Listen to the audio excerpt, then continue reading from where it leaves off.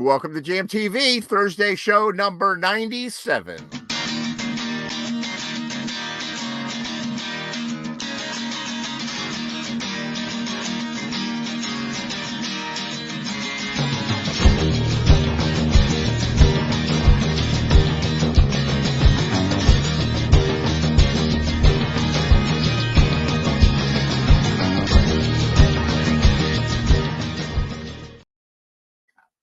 Hey, welcome to show 97. This is a show about warnings from foreign countries.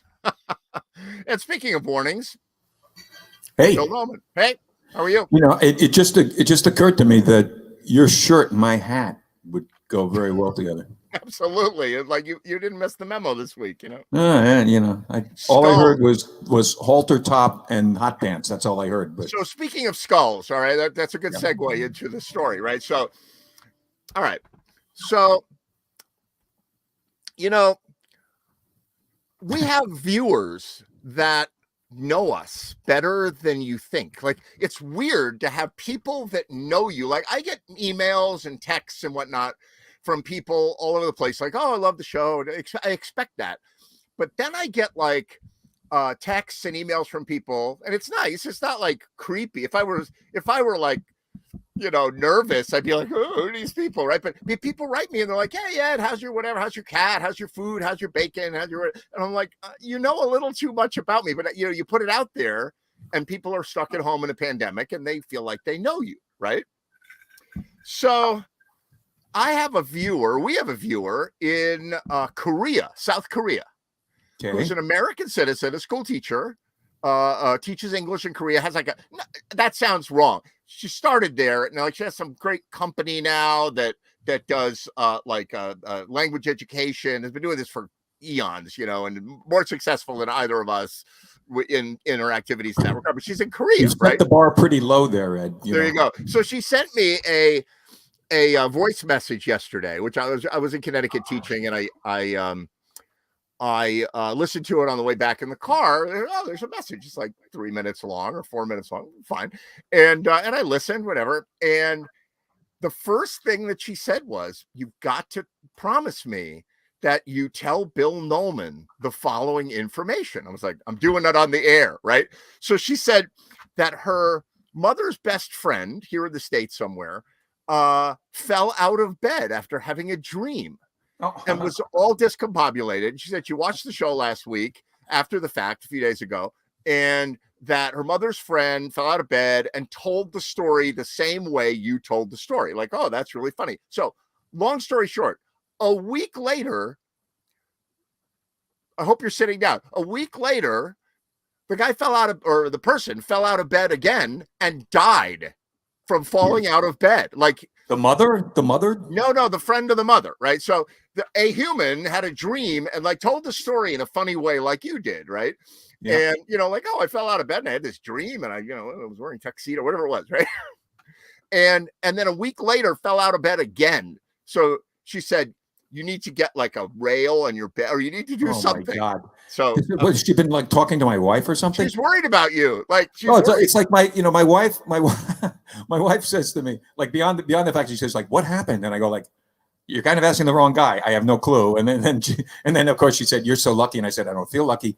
But she goes and she's half joking, because we make a lot of, I'm 10 years older than her. We make a lot of jokes about, right. She'll say, here, taste this. And then I'll get this look like I'm, like I'm in some home or something. And it's or get it off my chin, because I think it's funny, because basically whatever happens, and who cares? Right. But I mean, she says, you should get together. I said, this has happened once in 70 years. I wouldn't really call that like an epidemic or absolutely. And and then I go to this, right? So I probably said this on the show before, that I was in the commercial jet aviation business for years, right? That's what I did for a living for a while. And people would come to me, they still do, and they go, flying is dangerous. You're getting on an airplane. I'm worried about you. You're flying to Denver. I'm like, the ride to the airport with Bill Noman is even more scary than the flight, because it can be. Yeah. Almost nobody dies on an airplane. It's very safe. And it turns out that the two statistics that I used is that 250 people a year are killed by falling coconuts. Right. That's I've real. heard this. And 250 people a year on average are killed falling out of bed, Really? which is somewhat related. And so anyway, so it triggered our viewer, from my friend in Korea. And watch yourself, like lanyard yourself to your wife or something, like get a There's some theories, which I have expressed here at home. Did I fall or was I pushed? there it is. There it is. Thank you. You'll never know.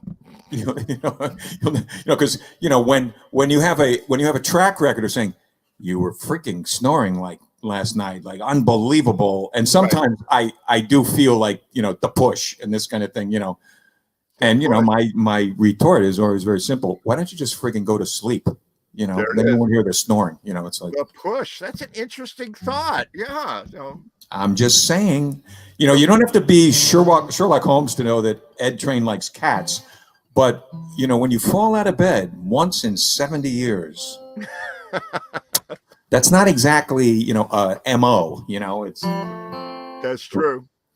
And hopefully it isn't going to become one, but. All right, come on, do a bunch of songs. Let's go. Okay. Right. All righty. Okay.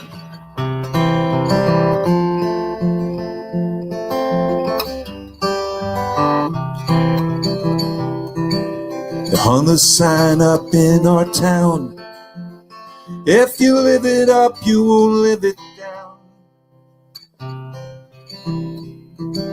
She left Monterio's son, just like a bullet leaves a gun. With charcoal eyes and Monroe hips, she went and took the California trip. Well, the moon was gold and her hair like the wind. She said, don't look back, just come on, Jim. Whoa, you got to hold on, hold on. You got to hold on.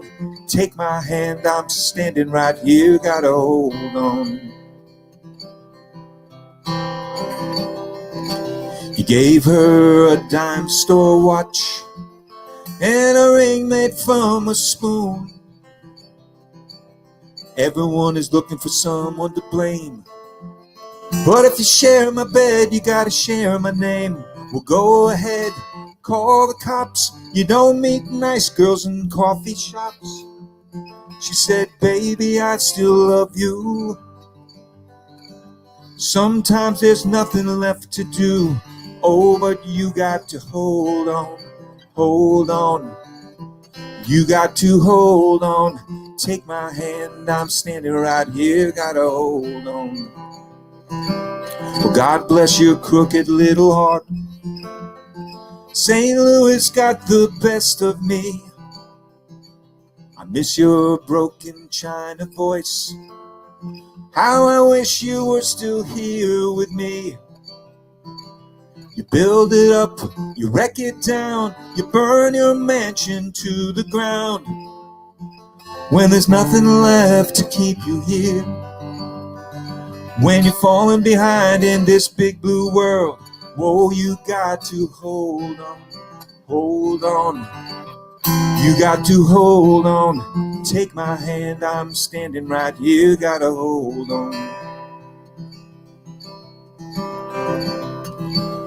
Down by the Riverside Motel, it's 10 below and falling. By a 99-cent store, she closed her eyes, started swaying. But it's so hard to dance that way when it's cold and there's no music. Well, your old hometown so far away, but inside your head there's a record playing, a little tune called Hold On, Hold On. You got to hold on. Take my hand, I'm standing right here. Gotta hold on.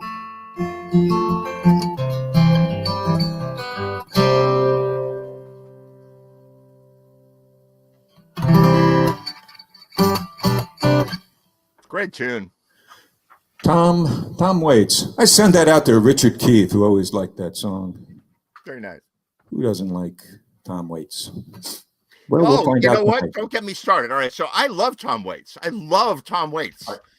but I hate his music. You know, it's funny because, you know, Tom Waits is one of these guys that I assume many people can't relate to his voice, you know. That's But it.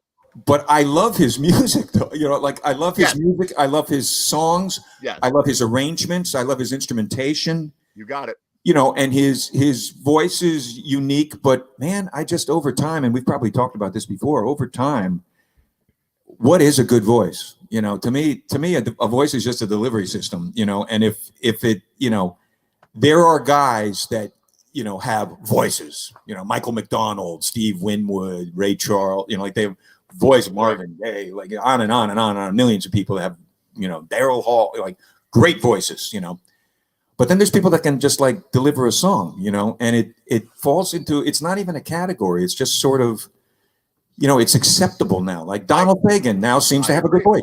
You know, like if you first heard it in the morning when you woke, you know, like you wouldn't classically. Look, it's all art, right? It's all art.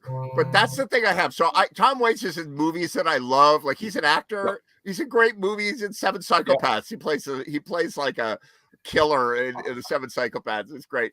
And I love him. And I love what he does. Anyway. Oh yeah. And I love that he gets like a tuba and he's got some like banging on a table, whatever it is. His production is great and all that. Yep. But every song, like, and I've tried, like I go on Spotify. I go on Spotify and I type in, you know, I listen to like, when I'm driving, I listen to like 4 albums of his. And listen, I'm like, at some point it's going to dawn on me. Like, I'm going to be like, oh, I get it now, you know, because I want to love him. Right. And so he'll play his songs and it'll come in and like, whatever it is, right? Some cool thing, like, oh, that's so cool. And then I know, like, here he comes and he's going to go. And in my mind, I project and I go, he's going to go, and there he is. He comes in. Not a bad impression. You know. He does just that. And I'm like, I don't get it. I don't, you know, to me, it's just feeling. It's from within. It's how, you know, when he does the song from West Side Story, Somewhere, you know, it's so beautiful. You know, there's a place for us, a time and place for us, you know. But for me, it works. It's like there is no place for him and me. All right, for he and I. But you're not primarily a vocalist though either. No. And but you know, like I don't sing. But in my opinion, like, what's he doing? Like, dude, what are you doing? And I get it. I get the artistic, but I just can't land there. I just can't go there. Yeah, and then there's some people that are just, you know, like, I guess when you have a voice like that, you know, you can always, you know, is it affected or is it real or is it whatever? And there's some people that, you know, that they come out there and you just sort of, they're so desperately trying to sound like a hipster. And so I feel like he's somewhat of an original, you know, like I feel like that's for sure. I feel like there's nothing much like him out there. That is for sure. All right, do one more. There's not someone like him, but Warren Zevon's kind of like him. And also, Warren Zevon can sing and can rock out, you know. But Warren Zevon, again, is not a classical great voice. He's true. not. That's true. Left my home in Monterey, just another low prospects man. Rather work in a foundry than put fishes in a can. I'm 35 and I haven't traveled far. And I spent all my money on this misbegotten car. I'm up against it all, like a leaf against the wind. And my Studebaker keeps on breaking down again. My Studebaker keeps on breaking down again. I thought I'd go to Fresno just to see my friend, but that damn Studebaker keeps on breaking down again.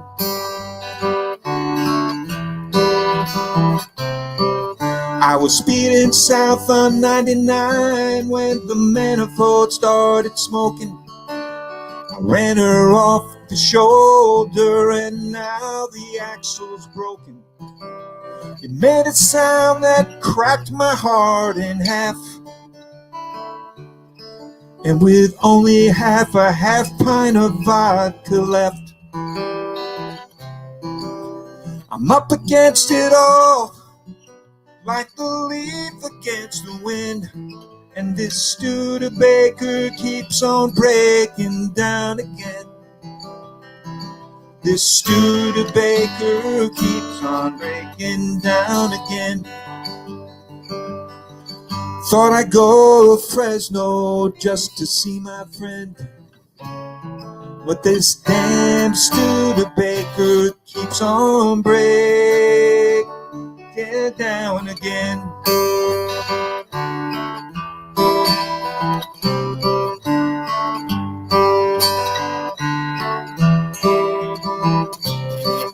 My Studebaker keeps on breaking down again. My Studebaker keeps on breaking down again. I thought I'd go to Fresno just to see my friend, but that damn Studebaker keeps on breaking down again.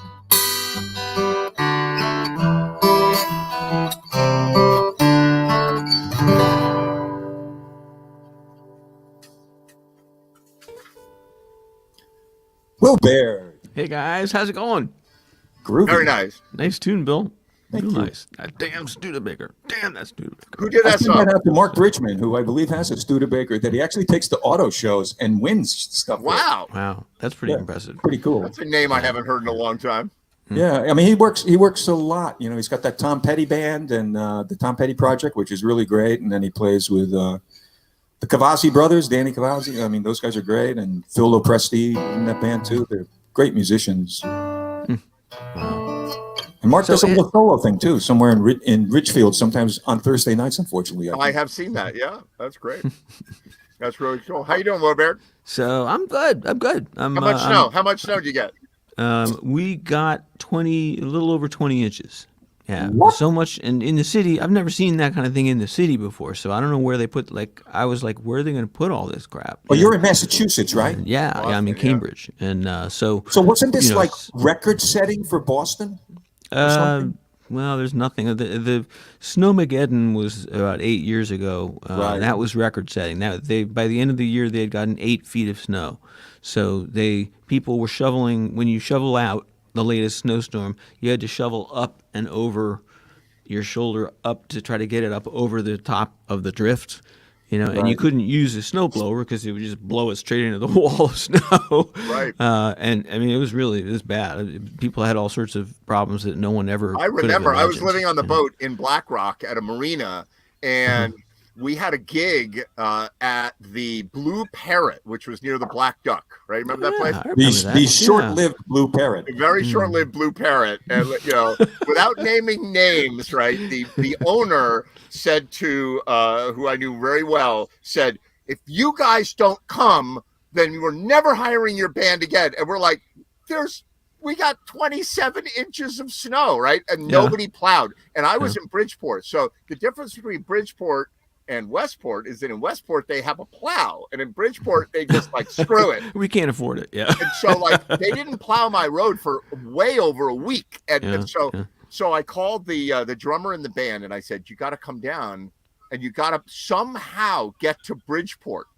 and you got to pick me up." Help so me. I had the keyboard on my boat, and it was 27 inches of snow in the street. Wow. And Yeah. he got as close as he could, which is like a quarter mile. And I carried my keyboard through 27 inches of snow, like up to my like thighs. Oh my god. And we get there, and the place is empty. And he goes, "All right, that's it. Go home. You're not paying me." And I'm like, "What?" You know? Are you kidding me? Yeah. Oh my god. You should have gotten it on film though. You know that would have been. Oh, I yeah. did. I have it all on camera, like it was Nanook of the North I carrying my wanted Yamaha keyboard through the snow. You know. Yeah. It's that's a right. shame that place didn't last because it had certain potential but not with the management. It didn't. But Not with the manager. Yeah, exactly. They what happened was the band that I was playing with at the time was bringing a lot of people, and they were like, after about 2 or 3 weeks, they were like, we are only using national touring acts and New York bands. We're not hiring any of you local schlumps, that we don't want to be a local joint. We want to be the place to go for, you sell tickets for $50 and whatever it is, right? yeah, They did like 4 of them. And in fact, they hired the Beehive Queen. What's her name? Christine Ullman. Christine Ullman, right? Who's great, right? They hired her, and she got there. Christine is like, she walks like I played there with Crispin. His band was playing there, and I just came up and sang. Right. But it was like, he walks that line between local schlub and national touring band. There it is, right? Christine's the same thing. She's a Connecticut girl, and she got her way in there, and it was like a bad night. And it's like, she doesn't work for $100 a man, So how does a venue not sell every seat in the house and a lot of booze and pay Christine Ullman or any national touring act? I think the problem. I think that venue was a illustration that music is not the answer. If you don't have a restaurant and a bar that are equal to the awesome schlub bands you have in there, then you're not going to succeed, because ultimately you need to have a business. We're not in New Orleans, or we're not in Nashville. You can't go away with just being a music venue. Yeah. Those places that are sort of scenes, where you can go there any night. It's going to be a band that's going to be good. Doesn't matter who they are, and you're going to run into somebody Right. And those are the places that are really unique. That are in Nashville and I don't remember. Do you remember the Boxcar? Absolutely. So the Boxcar, which I think used to be called the Villanova before that. It was like, I went there with Michael Muggeridge one night, and I literally poisoned myself on bad booze. I thought I was going to drop dead or something. But that place, when it was the Boxcar, I loved it because they provided backline. So when you went there, you were just plug and play, and they got about a year and a half of goodwill over Keith Richards showing up once to see. I was there that night. Yep. And it was like they didn't even have to exploit it. It was just the mystery of, will he come there tonight? Could he be here? Could he? He might come back. So you remember they had a Jake and Elwood's life-size statue when you came in the door? Yeah. They had out front there, and then they put them on the roof, like these big, heavy, like 300-pound life-size statues of Jake and Elwood doing this, right? Yeah.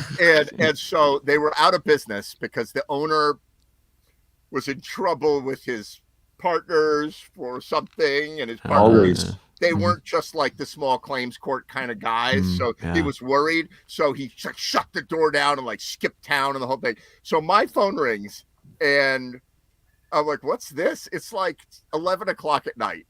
My phone rings and he's on the phone. Will remain nameless. The owner, and he's there with Elwood and Jake from our Blues Brothers band that I play with. Right. And they go, you know anything about rigging? And I said, what do you mean? Well, you live on a boat and, you have ropes and winches and rigging. You have any rigging? I'm like, what do you need rigging for? They're like, well, I'm skipping town and we want to give your band the Jake and Elwood statues, but they're on the roof.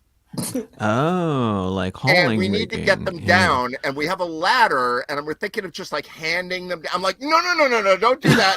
I'll be there in 10 minutes. So I got off the boat. I raced over there at 11 o'clock at night. We went up on the roof, and I brought block and tackle and whatever, and we lowered these friggin' things down into the parking lot and put them in the back of 2 people's cars, and we took off. That was the end of the Boxcar.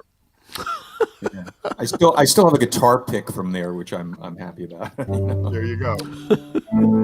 Hey, Ray. Ray Simonelli. Hey, how you doing, guys? How's it going, Ray? Good to see you. Good to see you guys. So yeah, you remember the Boxcar, right, Ray? Oh, that was a great venue. Great, one of the best sound systems I ever heard. Yeah, it was definitely fun in there. I was involved in the jam there. Oh yeah. Who was the guy who hosted that? He was really tall and he hurt his neck, so he had this neck brace. What was his name? I don't remember that. He was a drummer, I think. He was kind of a wild, crazy guy. I was sort of maybe involved a little bit in the music scene there, but it was It was a very strange group of people running that place. Yeah. Fun. All right, Bill Nolan. Before we go too far, play another one for us, would you? Okay, Ed. Before So many we go songs, too so many far. choices. What do you do? Well,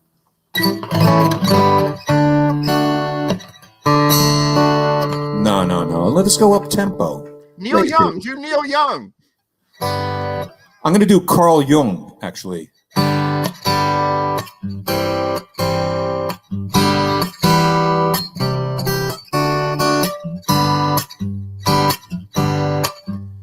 The same old sounds, the same old sights, same old Friday and Saturday nights.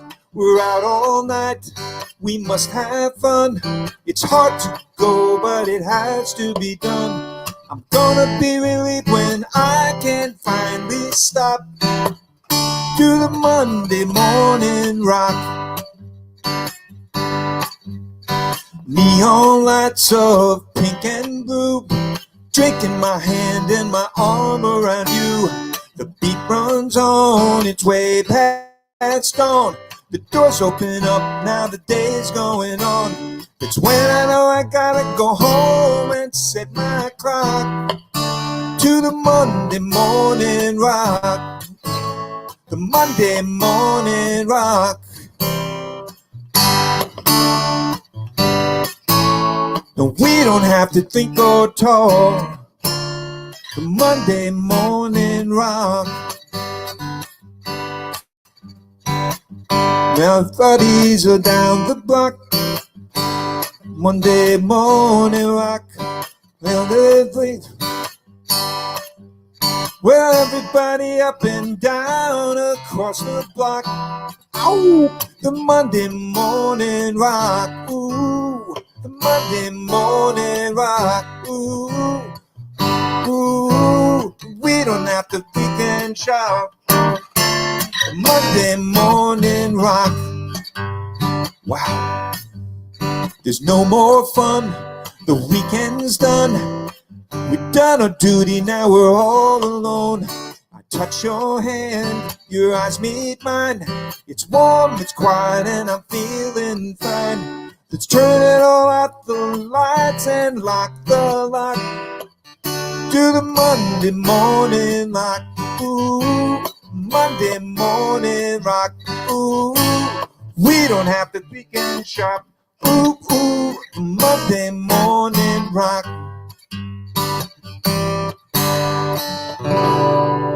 Wow. I haven't pooched a song that well, because there's an art even in pooching. I haven't pooched it that well, and really, That was crazy. What was that?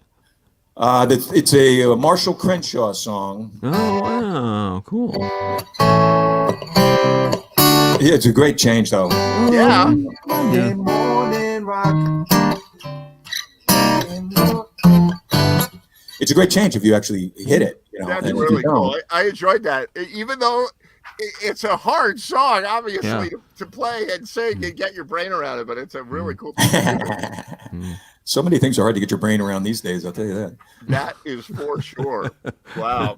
So Some check, brains more than so me. check this out. Oh wait, part of it fell on the floor. No, we can't have that. So do you remember there's a music store that everybody knew and loved that I didn't know at all, and it closed about 3 years ago. It was in Stamford. Connecticut music. Connecticut music. That's the Oh one, my right? God! I didn't know they had closed. They it must have closed. been after I And left. who were the guys that ran that? There was the father and the son, or Yeah, Joe and Little Roberts Joe. Sr., Joe Jr., Roberti, right? Mike, and I forget. Pete was the other son. right? Joe was the old man, right? And he was the old Right. man, and he was also the young man. The son was also the luthier guy. Yeah, Right, Yeah. right, and they right, right. really knew guitars. I mean, acoustic guitars. They really. And it was up in knew like Glenbrook or It was in Glenbrook. Yeah, it was in was a in weird Glenbrook, location. yeah. yeah. So I never really knew that place. Like they didn't cater to things that I would like keyboards so much. I don't think they more guitar oriented Yeah. and lessons and stuff like that and whatever. And so when they were closing, of course, Elwood from the Blues Patrol, who everybody knows and loves, he's everywhere like a rash. You know, he's like all over. Oh, I know that guy. Oh, he talks my ear off, whatever. So he went in there, and apparently Joe, the original owner, or whatever it is, he had built an accordion, right? And so Elwood got him on the phone with me. Look at this thing. Wow. This is a little It's like a tiny baby accordion. handmade accordion. And I And just the pulled it old out. guy built that. He The built father that. built that. Yeah, this is the piece that came off. I was actually doing some service to it, so it's got a little mesh as normal. So is it like one octave? It's well, let's see. The keys are sticky, so it's an octave plus 2 notes. An octave Right. plus 2, right? Right. And yeah, I'm gonna get this going, but you know, it all works. You know, it's a real accordion. That's really cool. And is you know, Right? Yeah. Is it high pitched? Oh, Is it wow. high key?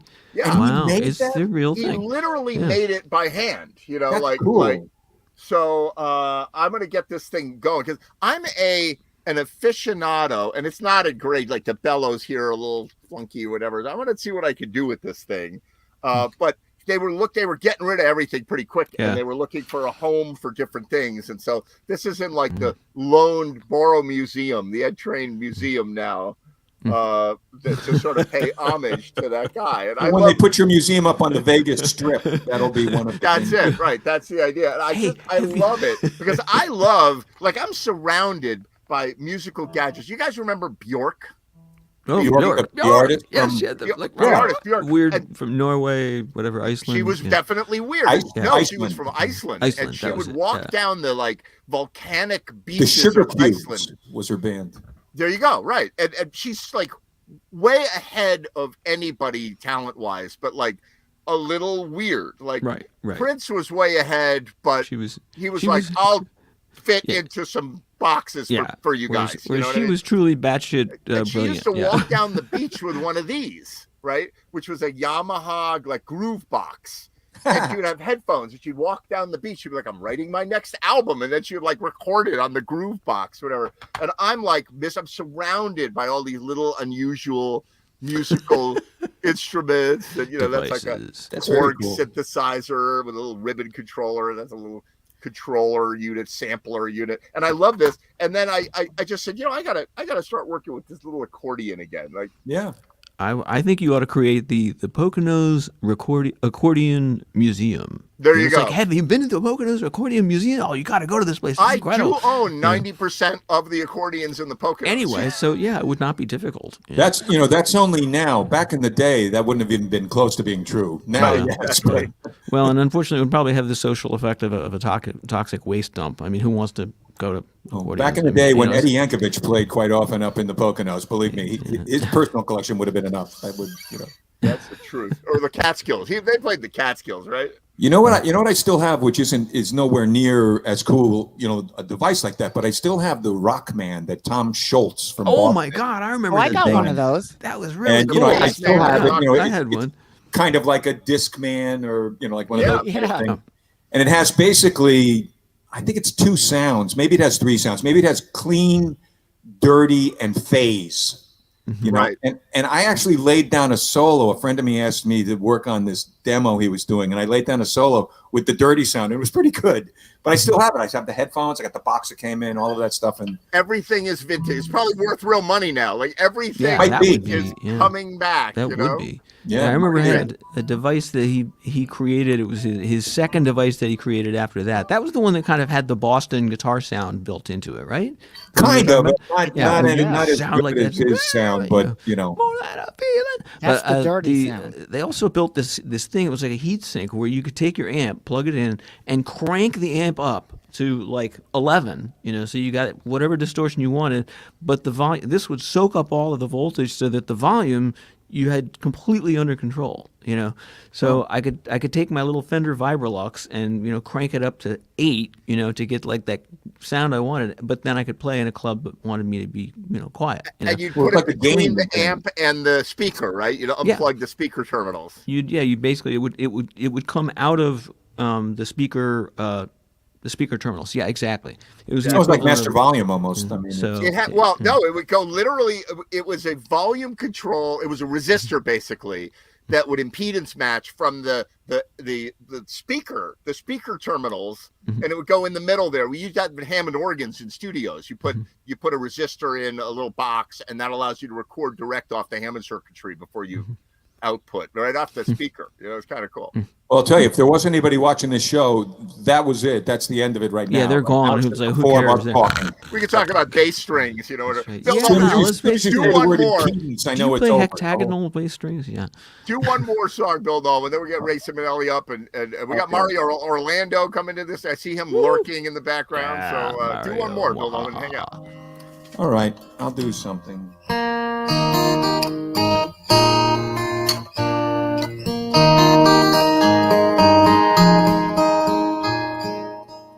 Well, the sun is surely sinking down.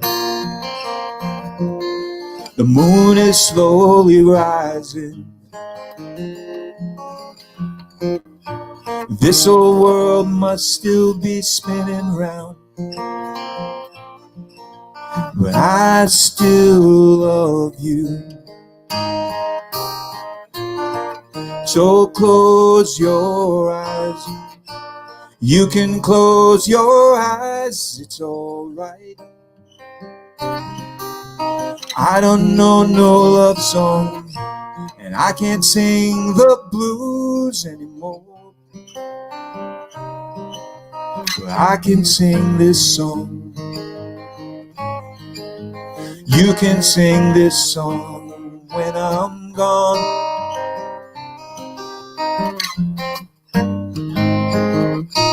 It won't be long before another day. We're gonna have a good time. No one's gonna take that time away. You can stay as long as you like. So close your eyes. You can close your eyes, it's all right. I don't know no love songs, and I can't sing the blues anymore. But I can sing this song. You can sing this song when I'm gone.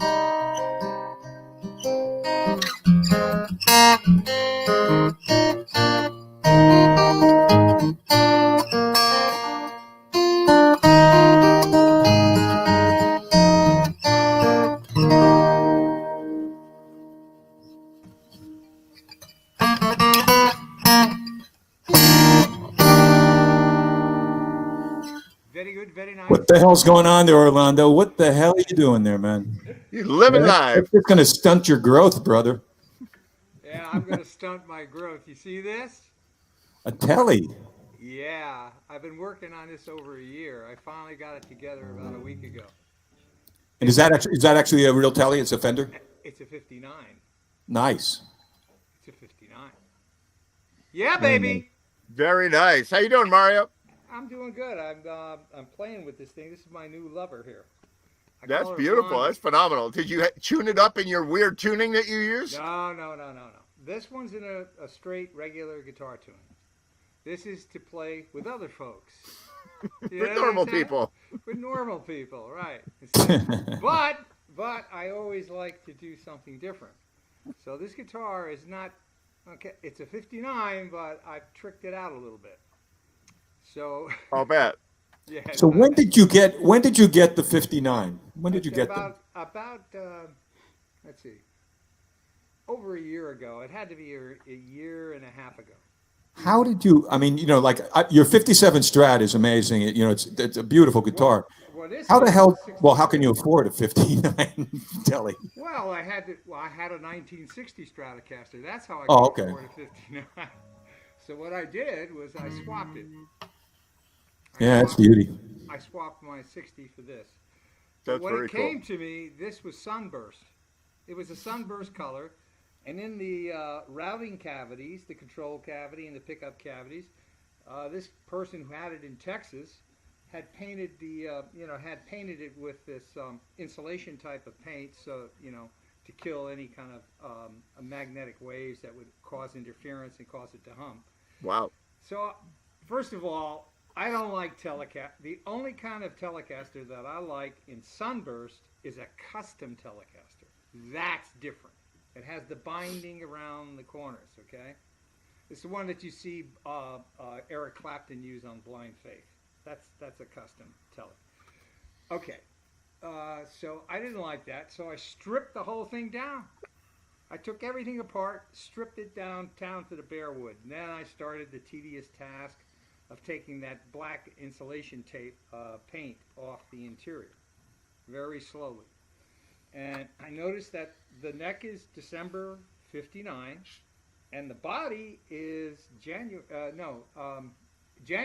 is the neck, and February is the body. So these two came together fairly close together.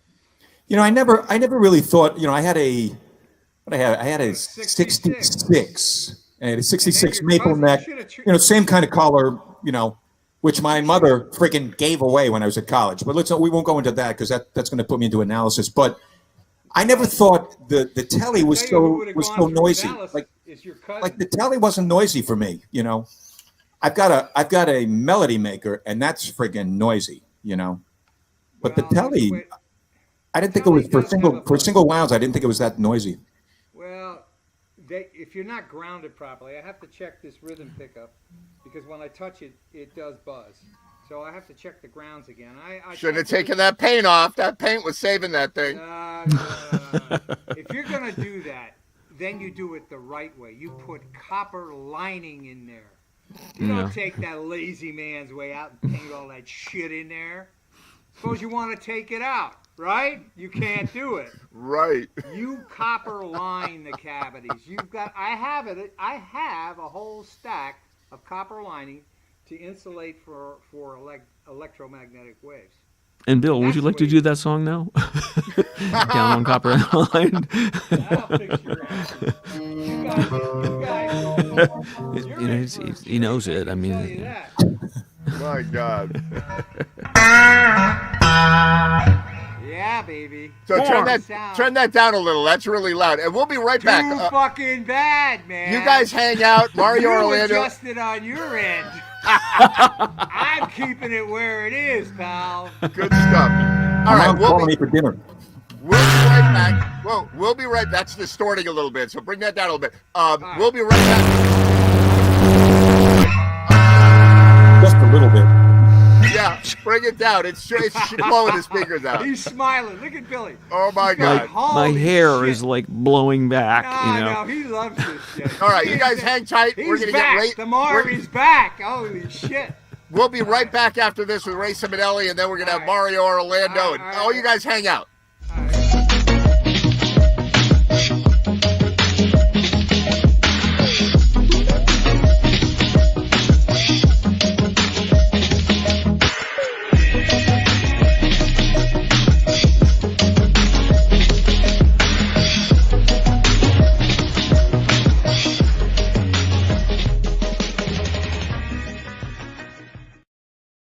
Ray Simonelli, how you doing? Hey Ed, how you doing, man? They are back in the green room, those guys. I can tell. Oh, it was about okay. to spin out of control. They were having fun. There's nothing wrong with that.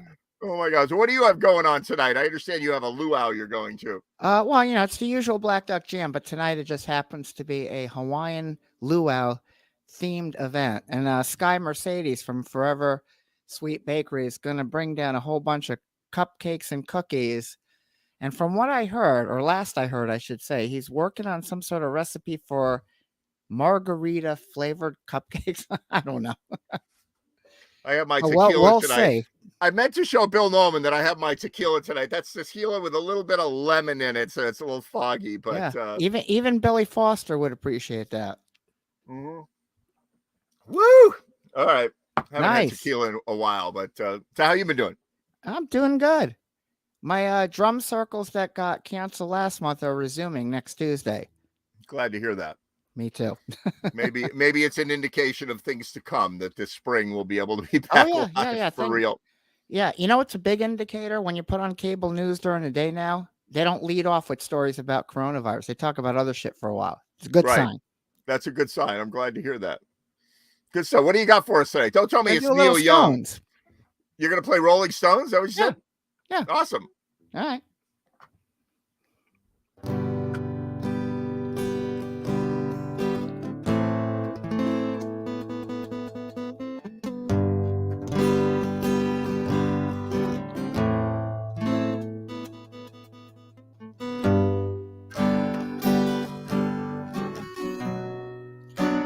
childhood living. It's easy to do. The things you wanted, I bought them for you.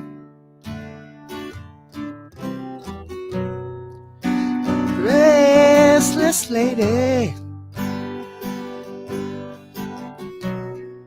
you know who I am.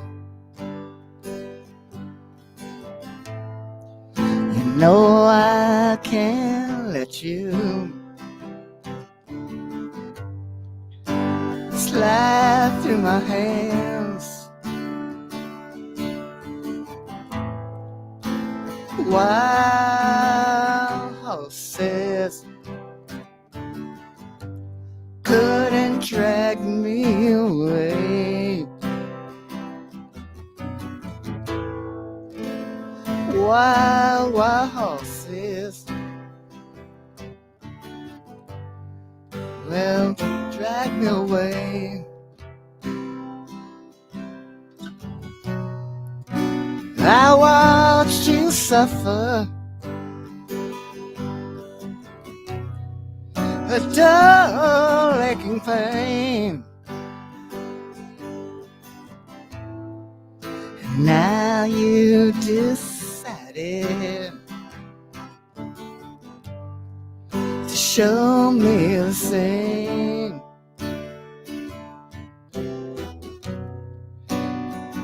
Keeping exits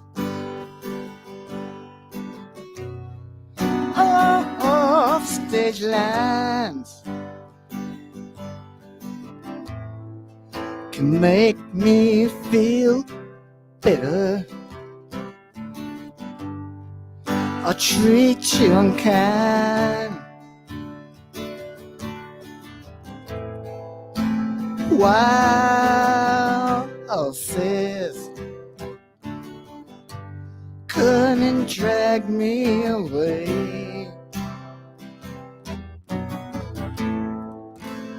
Wild, wild horses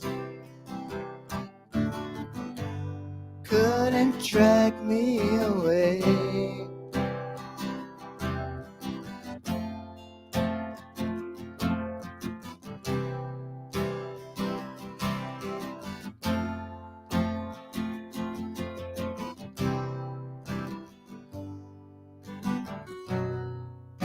I know I dream you a singing line. I have my freedom, but I don't have much time. Fate has been broken, tears must be cried. Let's do some living, and after that, wild horses couldn't drag me away. Wild, wild horses couldn't drag me away. Wild horses couldn't drag me away. Wild, wild horses will ride them someday.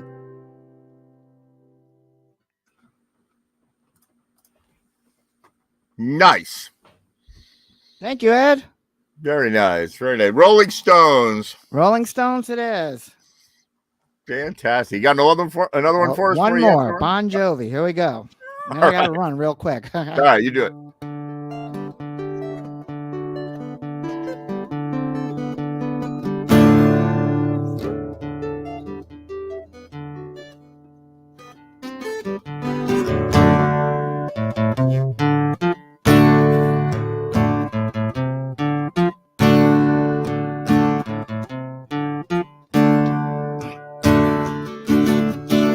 Well, all the same, only never change.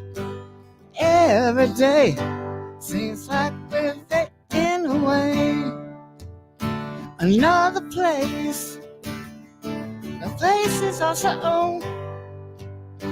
Drive all night just to get back home. 'Cause I'm a cowboy on a steel horse I ride. I want it dead or alive. I want it dead or alive.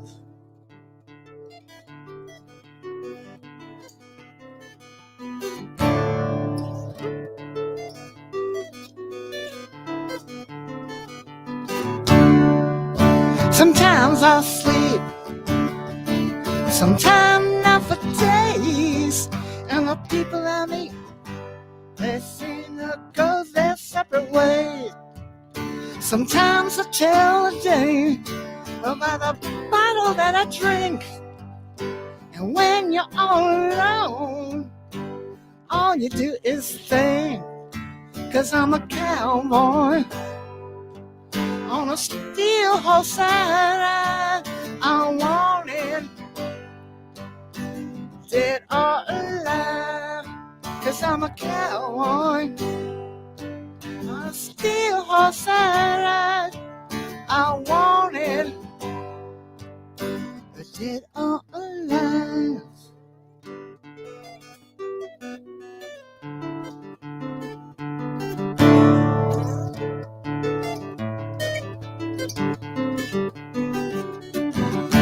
And I ride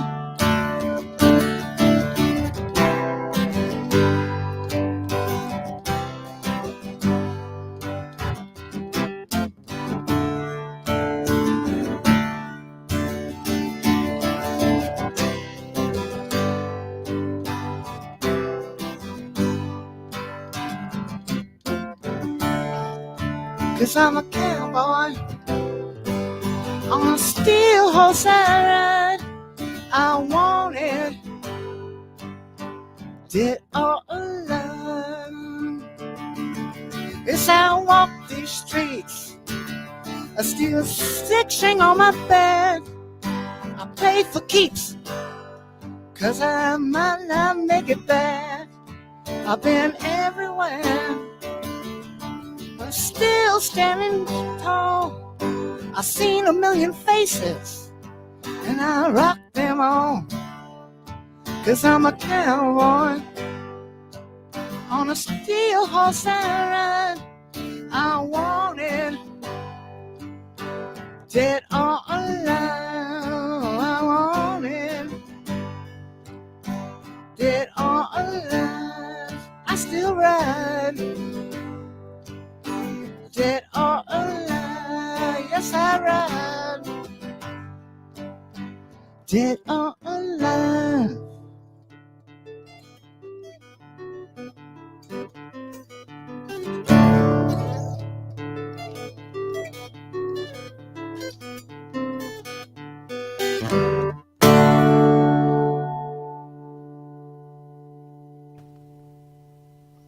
Very nice. Very There nice. you go. A Both little songs. Bon Jovi for you. Both songs, man. Awesome choice.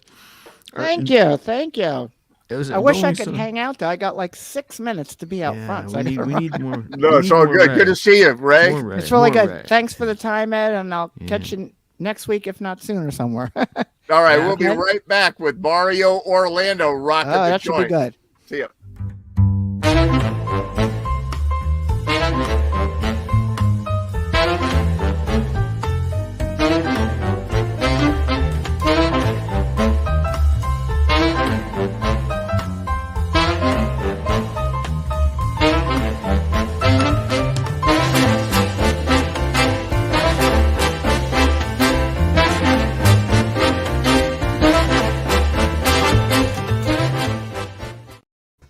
Here we are. Hey, Mario. Hey guys. So Hey. Will Baird, do you know Will Baird over here? Well, We kinda- I don't know him, but I've seen him on the show. Yeah, and I've heard your name. I've heard your name referenced, but in a good way, in a positive way. It wasn't Very like on a good. bathroom I've been wall on or the sh- anything. I've been on the show when you have been on, but I haven't been on Jam TV for at least 6 months. Yeah, Yeah. something like There's- that. Well, it's Yeah, good to there's- see you. You know, Yeah. we are technically this show is Connecticut based, but I'm in Pennsylvania, It's like, and then Will is not really my north, more my east. Yeah. And Mario true, to yeah. my south. You know, if you Yeah. follow the Yeah. ridge south Well, from here, you end up where Mario is in Charlottesville. Yeah, that's correct. yeah, I'm gonna plan a trip down in the next month to Connecticut to Fairfield County, and I got to find out like where is a jam or somewhere I can play, you know, with somebody like Backup Ray or something. But I got to play music in Connecticut. I've got Very that cool. itch, you know. Very cool. So what's the latest, Mario? What's been going on with you? Oh man, yeah. Well, you know, just getting through everything. But with this guitar, I've been playing with this sucker. I got it finally together. I've been procrastinating a little bit. So what possessed you, right? You had the other guitar that wasn't inspiring you? Yeah, because I was playing it, and I wrote a lot of tunes over the summer. And I sort of took a respite, and then I said to myself, you know, I need to change because you need to freshen things up. You can't keep it always the same. So I said, you know what? I've had this 59 sitting in its case, basically with no electronics in it.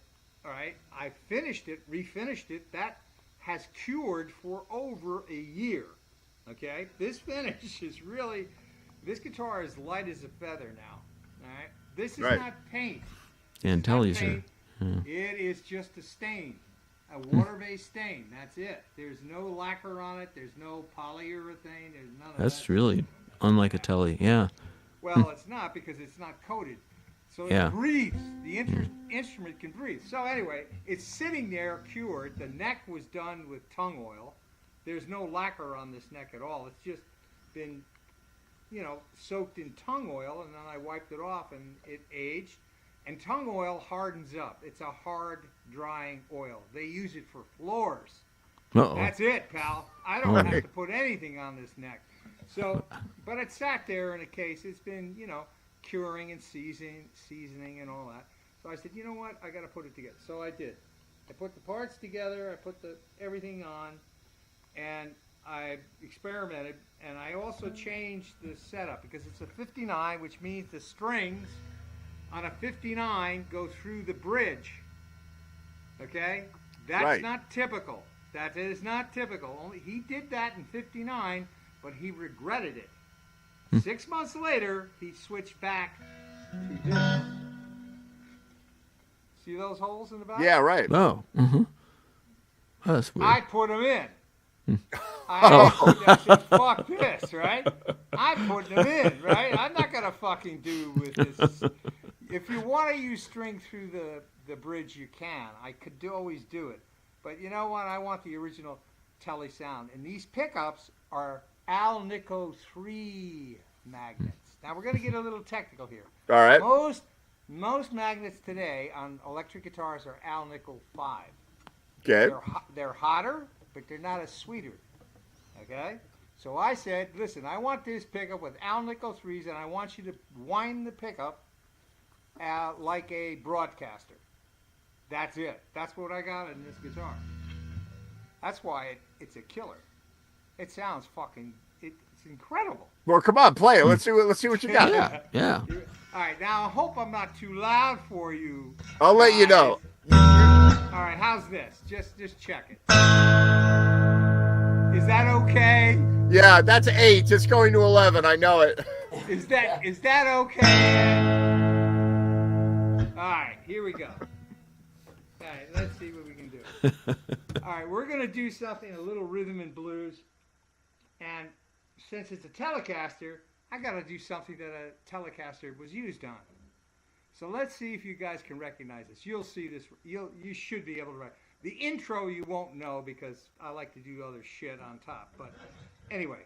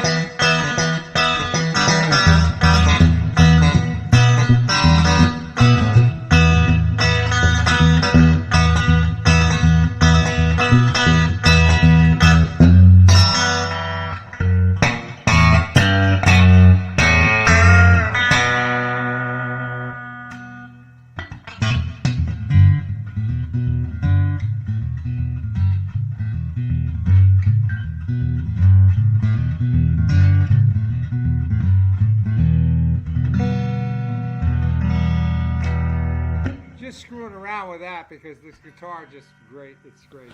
It sounds nice and warm. It's fucking nice, isn't it? Yeah, not only that, but when you turn it on down to the treble side of the pickups, it's like really raw and like dirty. You know, it's got a really good sound. You mean the treble pickup? Yeah, yeah. Sorry, did I say treble? I mean, Yeah, exactly.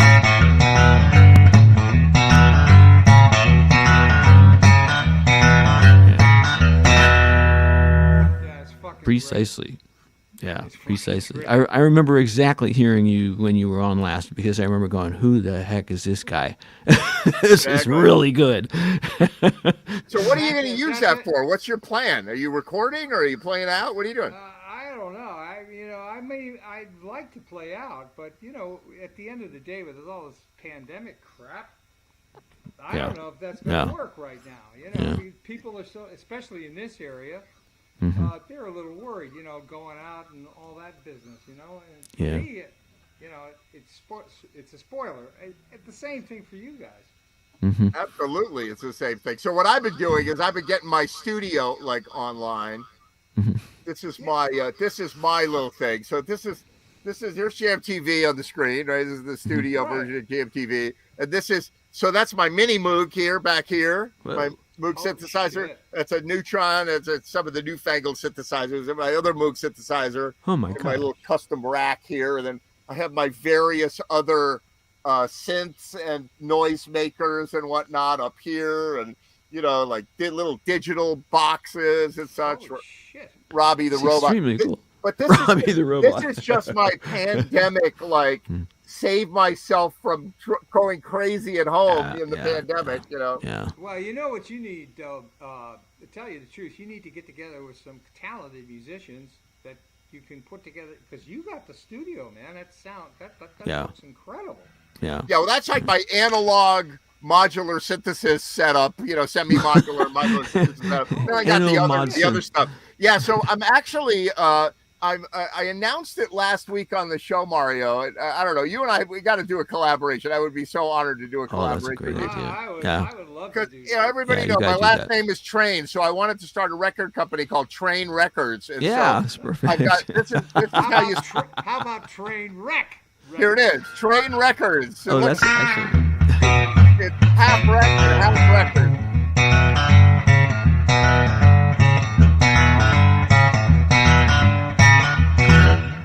Fucking great, man. Yeah, so work on your Train songs. I'm only Yeah. going to produce Train. Well, that's easy. Train crept a rolling by the Yardbirds. You got it. I'm going to produce songs.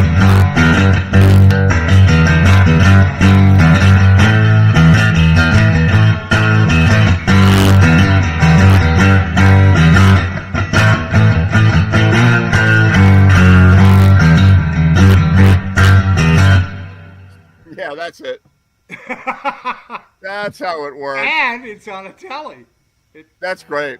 That's really cool. fucking Yeah, so perfect. I started looking up. I put it on Facebook the other day. Everybody put their Train songs. I got like 300 Train songs. Did anybody choose Train crept a rolling?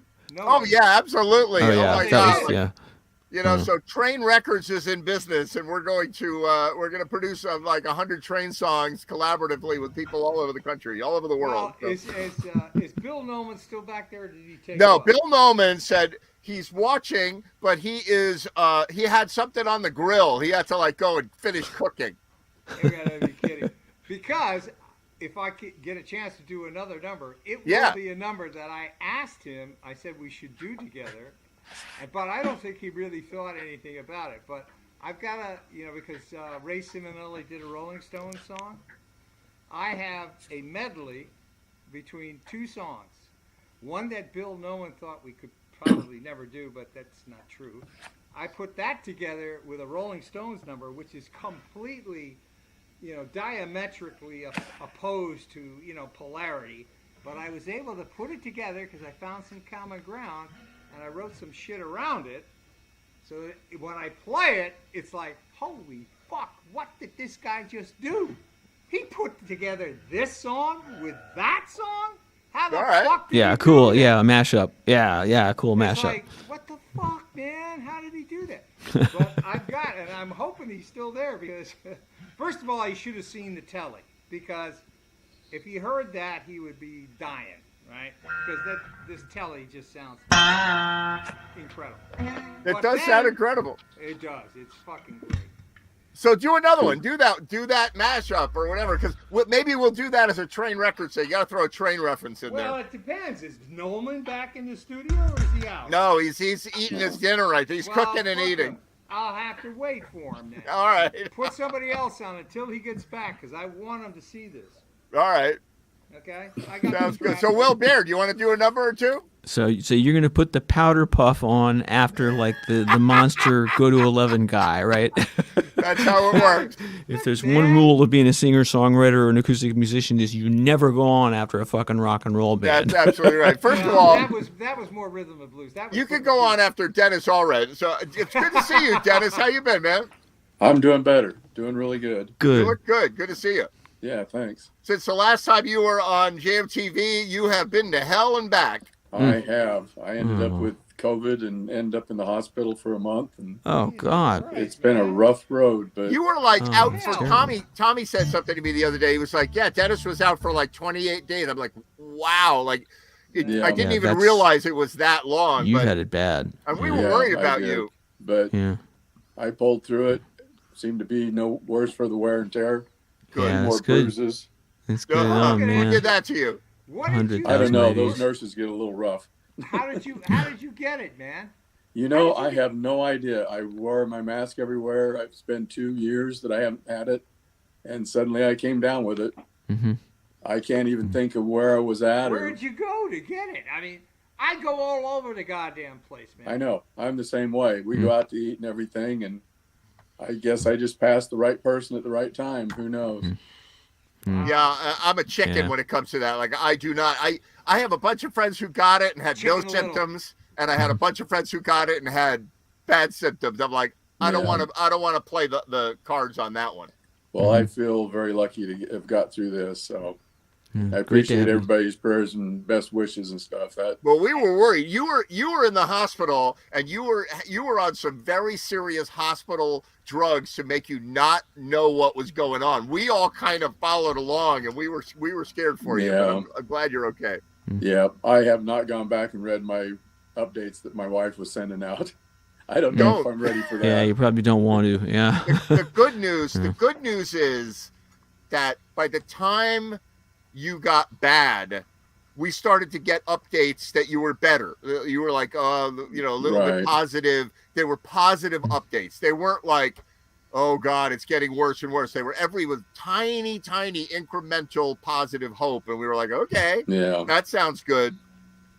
Well, they kept me on the ventilator for 11 days, I guess, which Wow. they don't want to go over 2 weeks. Did it 14 affect days. your voice at all? I couldn't sing before, so I can't sing now. It's like Bugs Bunny. Like, will I ever play the It seems violin? fine to me. Because that's all you freaking need is you come out of the hospital and you're like, hi, how you doing? Yeah. Man, oh, man, oh. Well, I'm glad you're okay. Will Bear, do some music Yeah. for us. Sure. Yeah. I'll do this one for Dennis. All right. Thanks. And Mario, I really was only kidding. You were awesome. Don't worry about it, man. I'm wondering if my volume is high enough or not. What do you think? You think it's good enough? Yeah. Well, I can't reach the knobs anyway, so I'm too little. So anyway, this is for you, Dennis.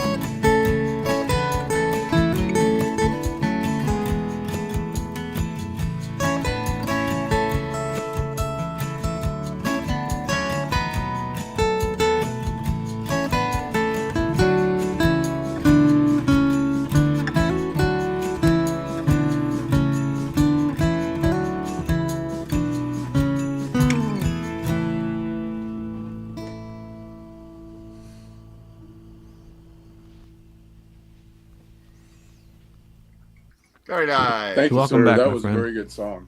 I'm Welcome looking for back. the sun. That's a mashup too. What It you're is. mashed up with what? What's the other one? Well, the Beatles would kill me if they knew it was the Beatles with Shania Twain. There it is. And pretty much anyone would kill me if they, made that. And my son actually said, "Dad, was that them?" And I said, "Yeah." And he said, "That was really a bad idea." Yeah. And anyway, what can I say? Sacrilege. So No, it's exactly, great, though. yeah, it's like, how could you do that? I saw her in concert. Actually, she was amazing in concert when she was at her peak. It's horrible to say that when somebody's still out there trying to peak their peak, but she just she had every surprise in the book. She was like the Taylor Swift of that era, 10 years earlier. It's like I Now have she's fireworks gonna and come. explosions and this, all this kind of stuff. Now she's gonna come get you. Yeah, that's right. Now she's going to come after me instead of the Beatles. They can't. They're anyway. Exactly. You got one more for us? Sure, yeah. This one has got a backstory if you want it. what Otherwise, is it? I'll just shut up and play. Roll back the tape to 1982. I'm a senior in college at Tufts University, and it's exams. And I really, if you get my drift, I really need to pass. Okay. I'll just put it that way, and you can interpret it. And I get a Yep. call from the back room at the Idler. There's only, at this point, it's the tail end of the folk era. There's only 3 folk places left in the city, and this is one of them. And it's like one of the hipper ones. It's downstairs. It's in the basement. It's cool. It's got like rafters and rock walls, and it's like a cavern. Holds 50, 60 people. So anyway, Len, the manager, calls me, which meant people never called me. I called them and begged for gigs, and says, "Are you free tomorrow night for a gig? I got somebody coming up from New York. She's hot. She's breaking out, and I need somebody to open." And I said, "Okay, I've got exams. I'm trying to pass." And he says, "Good, it's 7:30," and hangs up. I'm like, I don't know what I'm doing, but I show up at 7:30, and there's a line they're basically turning people away, and I'm going, "What is wow. going on? This is not that kind of club. This is like a little, hole in the wall type club." And I go in and I do my gig. I'm in a rush because I've got exams and everything. And I see there's a little tiny stage and a white spotlight, which is really just like a 60-watt light bulb over the stage. Right. So you can actually see the audience, and I could see her, the woman that I'm opening for, standing at the far end of the room. The room's so small you can only get in by winding your way through all of the benches and tables and stuff. And she's courteous. She waits for me to finish and then comes in and it's, again, you got your cases. It's just like the gigs here. You've got your cases right by the stage and so on. And she says, "Hi, I'm Suzanne." And I go, "Hi, I'm Will." And I figure I'll stick around a few minutes, and she starts, and I realize, well, I'm trapped now because I can't walk out through the crowd when she's playing, And she's great. She's really good. But she does one tune that's like a pin drop tune that just stops the world for like 2 Right. seconds, where you finish the song and nobody applauds, nothing happens, just silence, And a year later, I hear the tune on the radio, and it's a top 20 hit. And Suzanne was Suzanne Vega. And she was like, nobody knew her. She was basically just sort of coming up through the scene, and but moved up real fast. And this was the song that did it. And what was weird about it was the version on the radio was completely different. It was, it's a pop tune, and the way she did it was like really quiet and slow. So I'm going to do it that way. So this is going to be like the anti Mario show song of the night. Her A&R guy got to her from the record company. He's like, "It's a great song, but you want to have it a little bit like this or like that." And she's like, "No problem." That's exactly. They got a hold of it, and it's great. I mean, the instrumentation is great. If Randy heard the bass, he'd be like, "Oh my God, that's right." I mean, it's really good, but it's really different. So here's Luca. All right.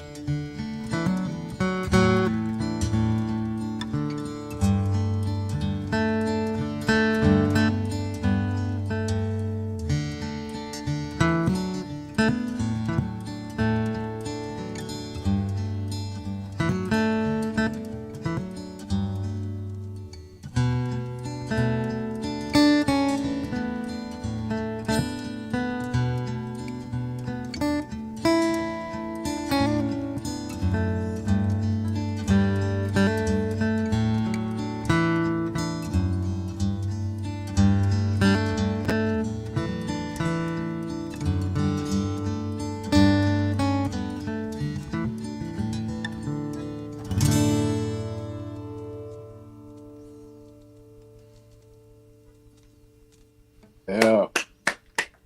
Thank you. Very nice. I did get my degree and pass college, so I did the gig for my one big star, and I got my diploma. So that was good.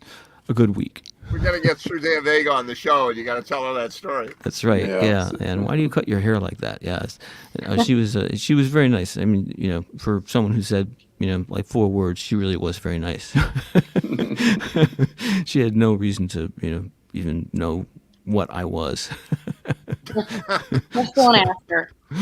Right? Exactly. How you doing, Sherry? I'm good. How are you guys? I'm like, it's so dark in my living room, but I'm too lazy to turn on more lights. Well, we can see you. We can hear you. We know it's you. We got the aura. The Yeah. Sherry vibe. Sherry vibe is here. Dennis and I were former roommates. Yeah. Rehab. Yeah, we're roommates in the same institution, right? They Yeah. wouldn't let us see each other, though. No, I was in a different wing of the building. They kept, as Dennis said, they kept Dennis in the basement. They did. I was in the basement, and Sherry was upstairs in the suites. Yeah. I was. All right, I'll give you an awkward story. I was in the maternity ward. Oh, Oh. Yeah. that's an interesting. Oh. Because when you Wow. have uterine surgery, that's where the doctors that know about that part of the anatomy hang out. So Oh. they put me in the No pun maternity- intended. Right. Yeah. So No, I that makes thought that sense. I thought that I was gonna be I thought that I was gonna hear like babies crying all night and I wouldn't be able to sleep. I really didn't hear any of that. But then like if you probably read, I woke up from surgery with a cornea abrasion. Yeah. So and they think it was from my eye drying out while I was under anesthesia. And then when I finally wow. woke up, they think like the eye was so dry and the lid was so dry that it created friction. And it does happen. Apparently it's like a rare side effect, but it does happen. Yeah. to people. So your eye like stung and kind of felt like there was sand in it or Oh, something. it hurt like a bitch. Yeah. Oh, it was really bad. Yeah. And I kept my eyes closed for 24 hours and the nurse kept replacing my ice pack. And I happened to bring one of those sleep masks. Like I was anticipating not being able to sleep well. Yeah. So I brought one of those sleep masks and I used that to hold the ice packs on. Yeah. And, Oh, you poor God. thing. That's horrible. but All right, like, so you can talk about your ailments. You can talk about your ailments after Yeah. the rock and roll show because I yeah. got Mario Orlando who's going to play. oh, well, let me just finish this quick story. What? So make it quick. So the anesthesiologist came up to check on me. He prescribed eye drops. And then when the next anesthesiologist came on, he came up to check on me. And Dave was already there. So I was feeling a lot better. So Dave and I are there, and the anesthesiologist is talking to us. And he says, congratulations. And then he's like, Congratulations. because I'm on the maternity ward. So Yeah. he's talking to us like we just had a So baby. he just assumes like, Yeah. Congratulations, where's your baby? Yeah. Don't make assumptions here. So that was a little embarrassing. He knew. But then You I should told have him just taken one of the babies. You should have said, said, "Go, "Oh thank my you. God." This is it. This is the one. The dingo ate my baby. Here Yeah. he is. This is Wait. our, this is our I was gonna baby. say I'll just show up with Ed's cat here. Yeah.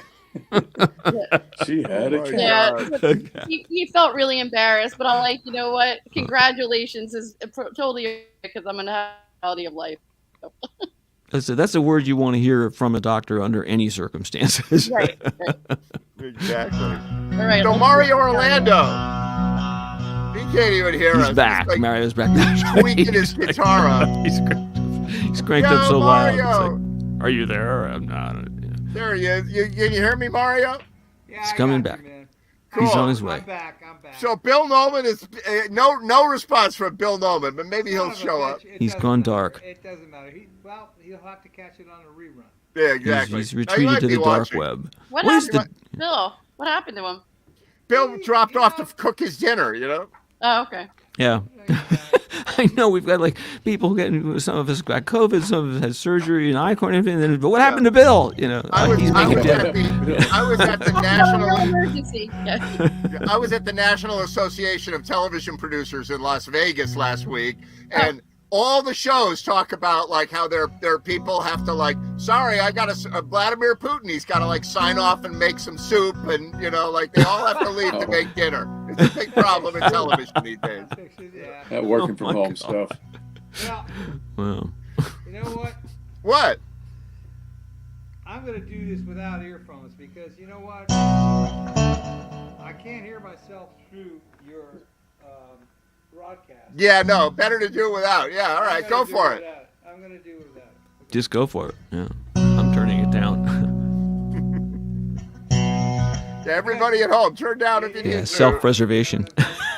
This is it, pal.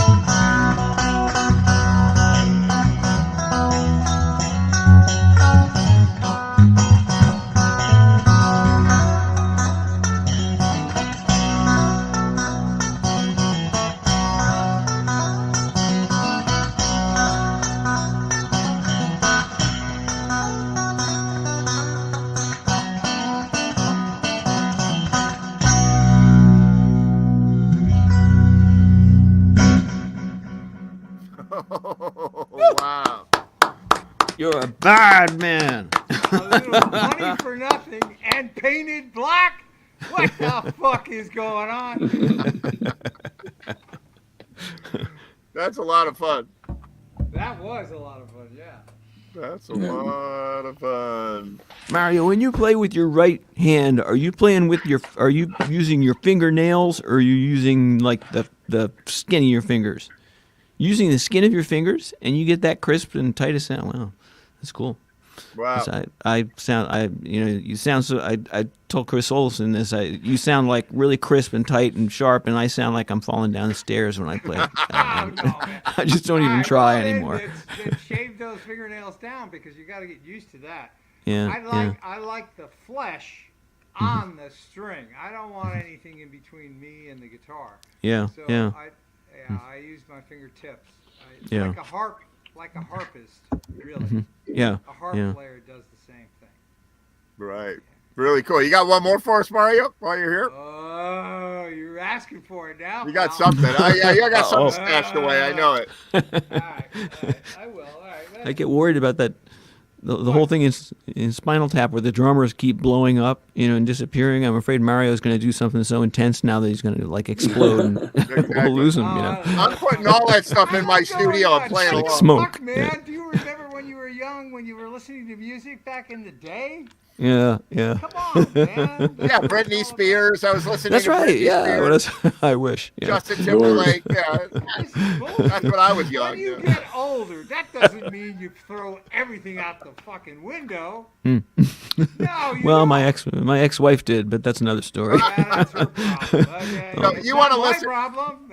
You want to hear Your people problem. throw it out the window? Listen to the Billboard Hot 100 right now. The top 20 songs. Oh, You're it like, sucks, man. what is happening? nothing I there, am yeah. so far outside of anything that's Yeah. happening in music right There's now. no Like, soul anymore. It's There's like, no where's the verse? depth Where's the feeling. chorus? It's just this fabricated. I mean, I like some things because of the beats and everything. That I mean, they spend a lot of time on that. I like that. I loved Michael Jackson stuff because he had Quincy Jones. You got to be out of your mind. How could you Right. not like that, right? But the rest of the shit, yeah, it's like I don't know, man. There's nobody that stands out anymore.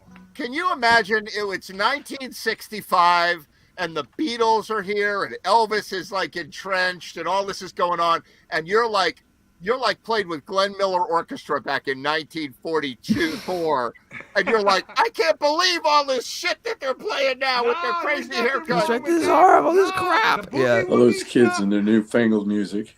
Yeah, there's No, nothing no, here. there's I nothing can't wrong see with anything that. in it.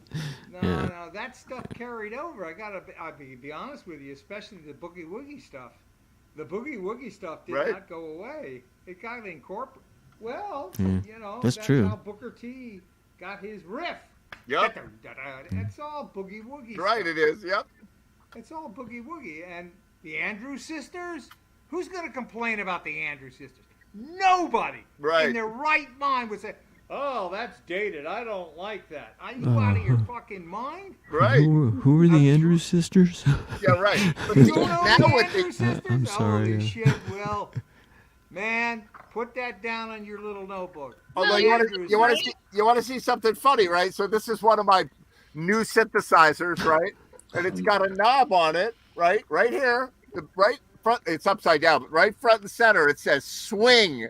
You can Yeah, you swing. can turn up It the ain't got that swing. thing if it ain't got that swing, It's man. And got it'll the just like, bring swing. the backbeat up. Yeah. God.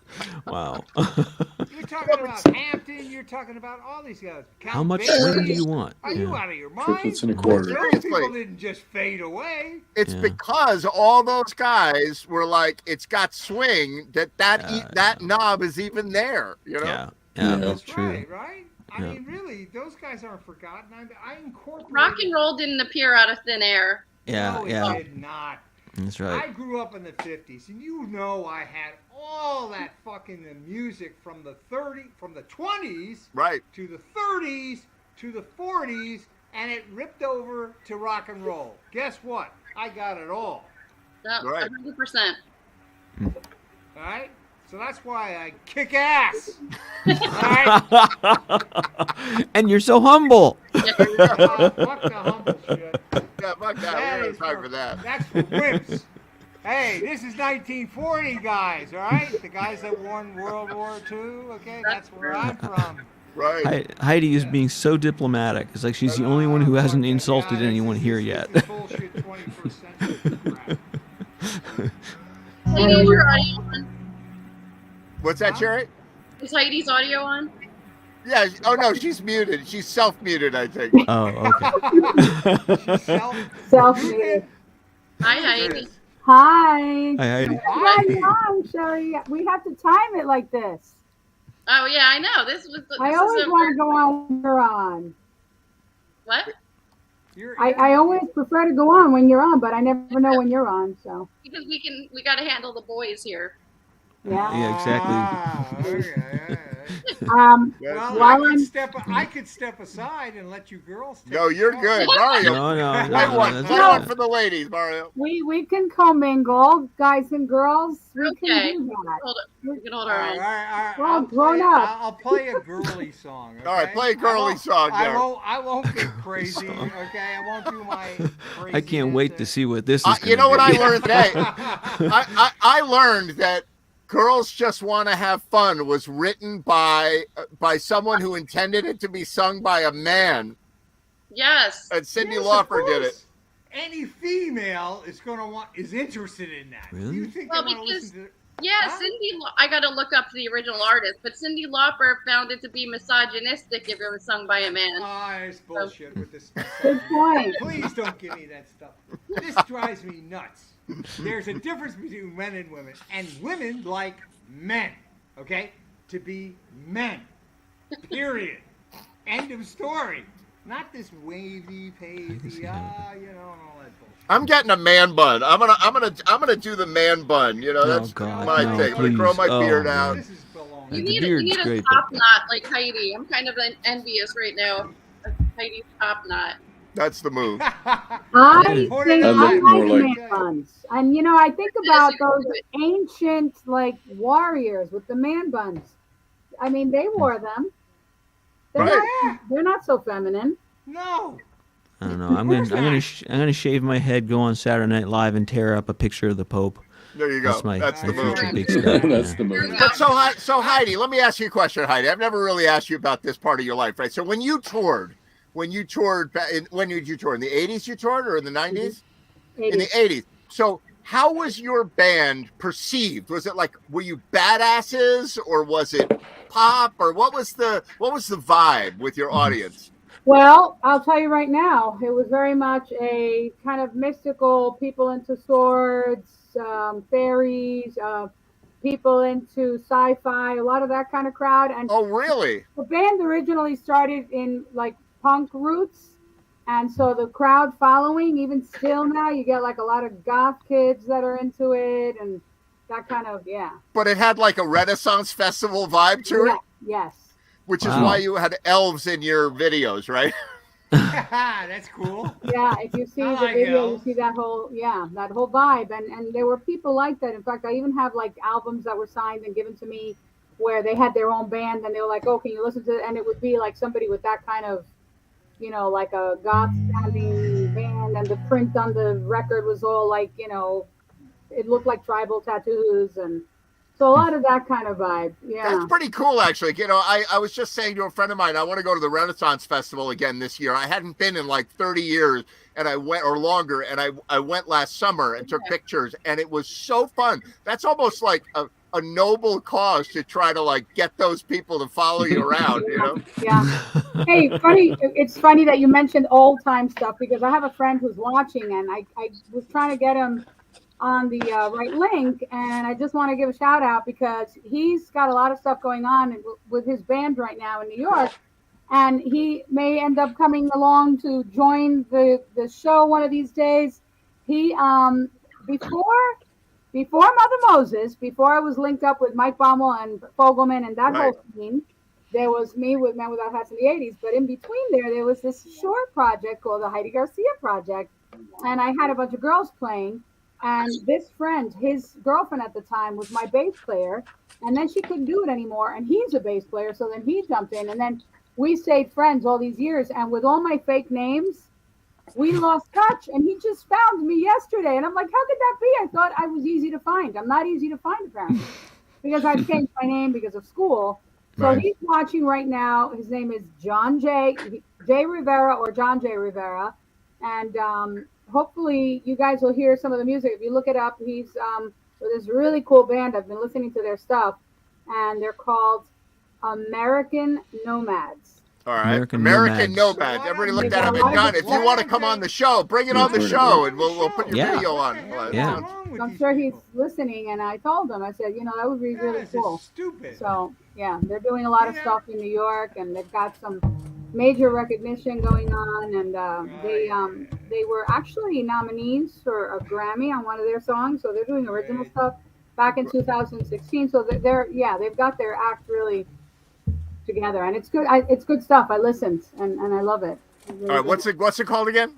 American Nomads. American Nomads. Everybody check that out. That sounds great. I'll check it out, but they should come on the show. And They should come on the play show, love and music, man, because that's how. You hear why that, they Jay? started. You got to get everybody on. Get them on.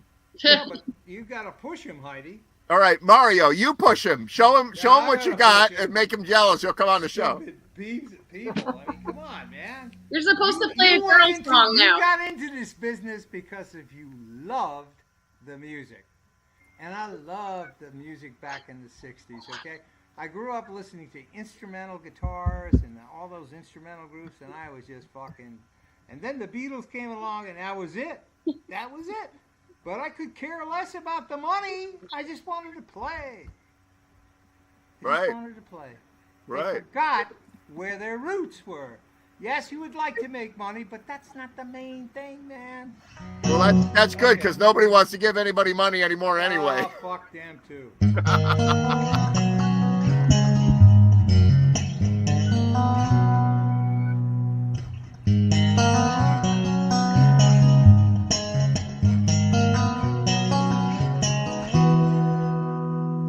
This is called Heaven Only Knows.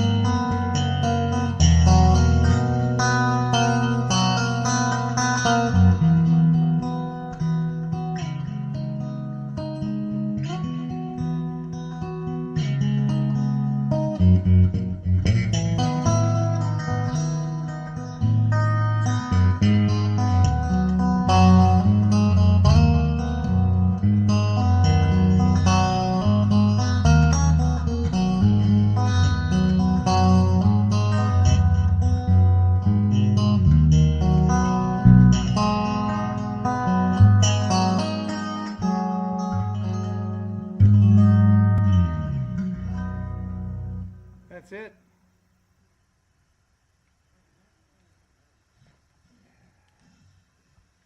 That was great. What a great Yeah, tone that that is has. cool. Yeah, nice. Yeah, it's It is heaven really only cool. knows. It's really nice.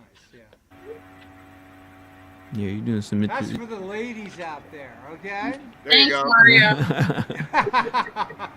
Mario. Question for Heidi is American Nomads. Do they have a video out called "Running on an Empty Heart"? Yeah. Okay, so these guys are the real deal. You guys, they've got like Yeah. 51,000 views, and and it's a really good, high quality video, and they're the real thing. That's cool. Let's get them. Well, if you guys Let's are get them watching, in. we hope to have you come along, because you don't have to be so serious about it all the time. Just because you're awesome, you come on our show and yuck it up a little bit. Have fun, you know? Yeah. Jay is anything but serious. He's one of my wackiest friends, and he knows every time we've hung out, he says, "Oh my gosh, if I'm hanging out with Heidi, we're going to be up all night." Every single time, we wind up going from here to there, and we all wind up hanging out like for hours and hours and just meeting lots of people. So It's a he, good Sounds thing like about you'd life. fit in. That's very cool. and even now virtually, there's like a lot of people. I told him, I said, I met a bunch of people virtually now. So, That's cool. That's very cool. Well, Mario, that was fantastic. I'm going to load everything you did tonight. I'm loading it into my recording stuff, and I'm going to layer some tracks on it. I'm going to play with that whole stuff all night Yeah, long. you know what? You should hear a little Beetle Bailey tune. Oh, yeah. You played that before. That's really cool.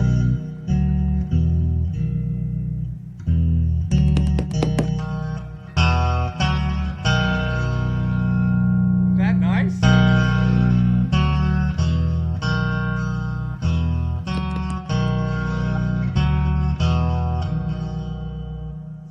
It's nice, man. It's cool. Really cool. What was the story with that? Your friend Well, I worked had on a it? friend of mine, Mort Walker, was the cartoonist for Beetle Bailey, and I remember that back in the '60s. He would come over and he'd show me what his father was doing, and he'd show me this thing, and it was Beetle Bailey. It was in the, he was a private in the army, right? And Yeah. all these comical things would happen.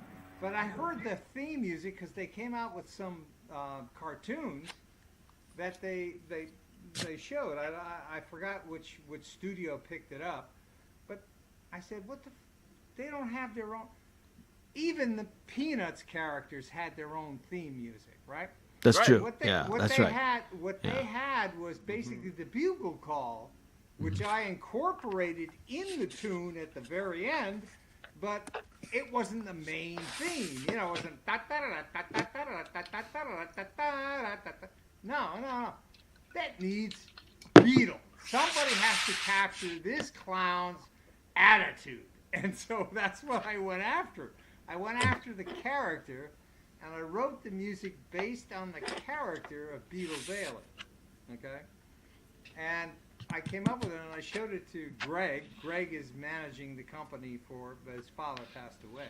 Right. And he said, this is fucking great. And I said, well, when are you going to put a video together or do something? He said, well, I got all these shows, and I got to do Stitch, and he's got several cartoons that he does, But I wrote it for him, and I'm hoping he'll use it because this is brilliant. And this is Beetle Bailey. Can you play it for us?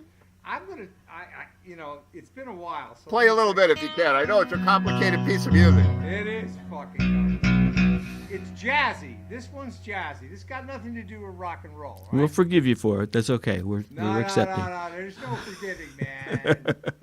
I love my rock and roll, but this is nice.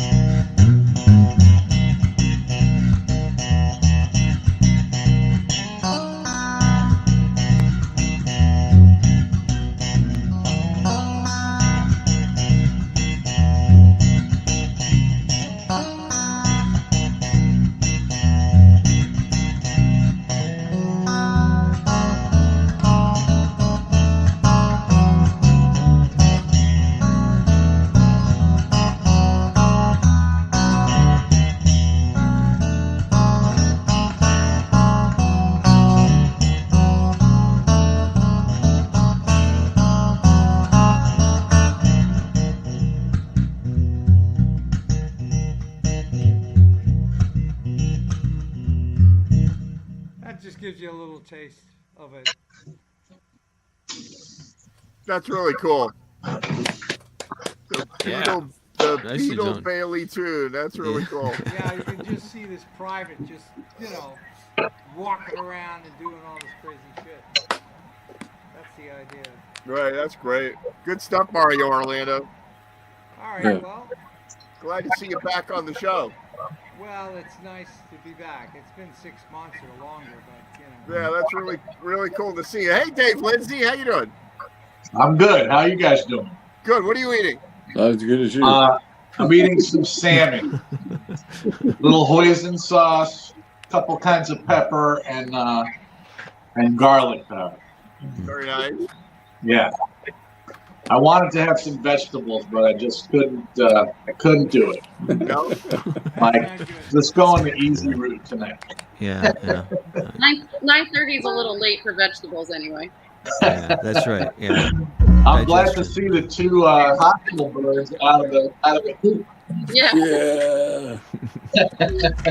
Yeah, it's always nice when your friends survive. That's Yeah, always you good. like that. That's always a good thing. Yeah, we like that. Better to be seen than viewed. That's Mario Orlando right there. Sounds great.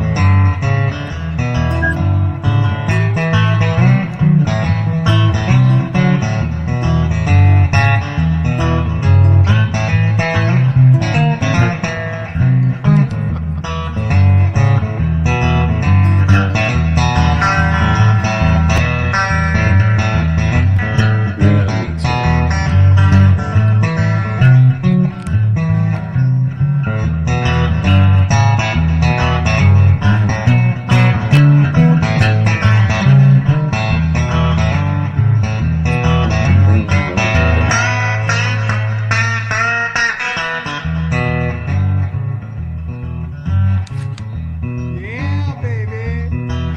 Where's my Booker T?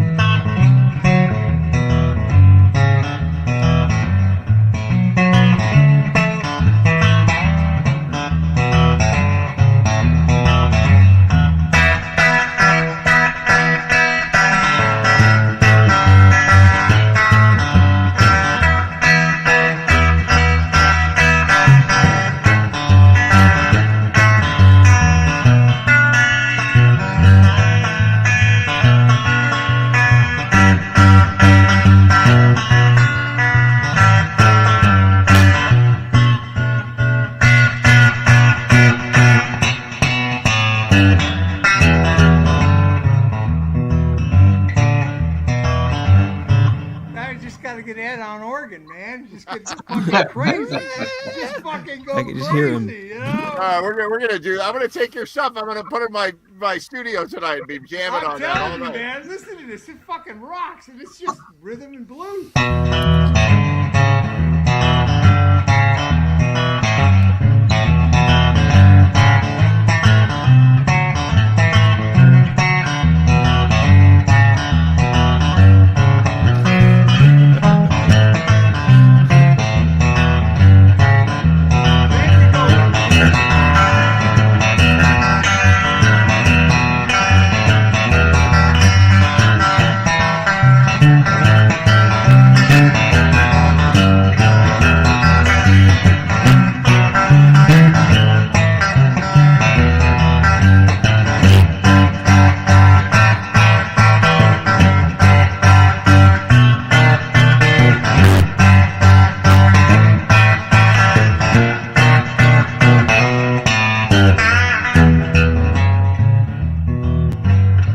Yeah, baby. Where is fucking music, man? Who writes shit like that anymore? It's true. Nobody. That's Booker T and Steve Cropper right there. It's That's Stacked Record. fucking great, man. It's fucking.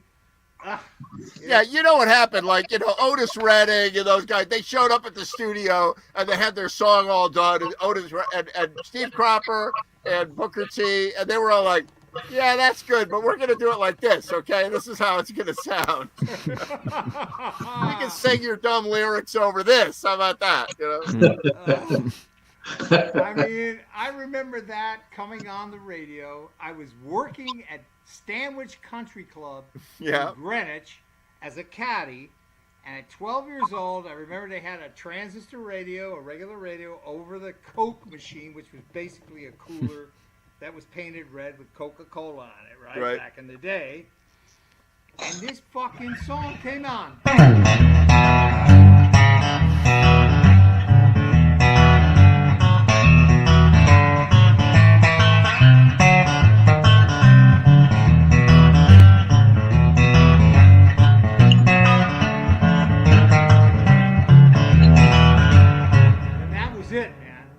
That was it. That just, I said, what the fuck, man?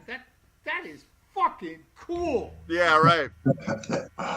And what else was being played? Like, what else was on that station? All I heard was when Booker T came on and they played that. It was the first time I ever heard it. I remember where I was. It was. So what year was that? What year was that? 1962. 62. Wow. Booker T. Yeah.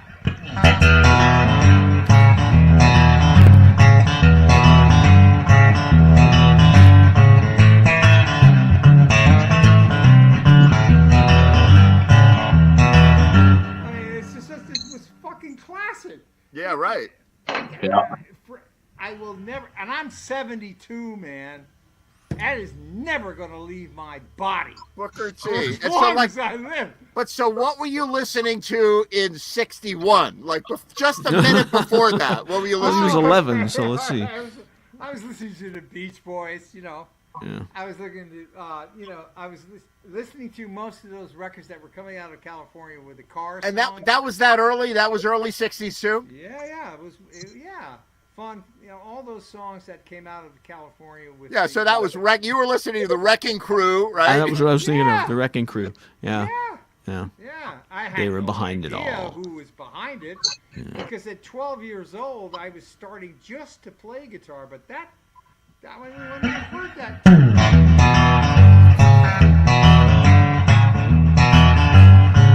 That did it, man. I was like fucking gone. Those guys, most guitar players don't play it that way. You know what they play? They play this.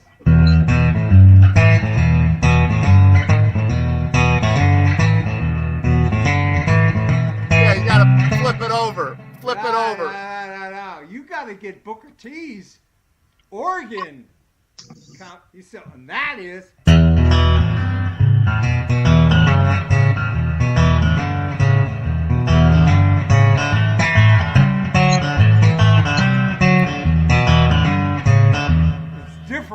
It's different. And you know, that was it. These record company guys, they were like, you know what?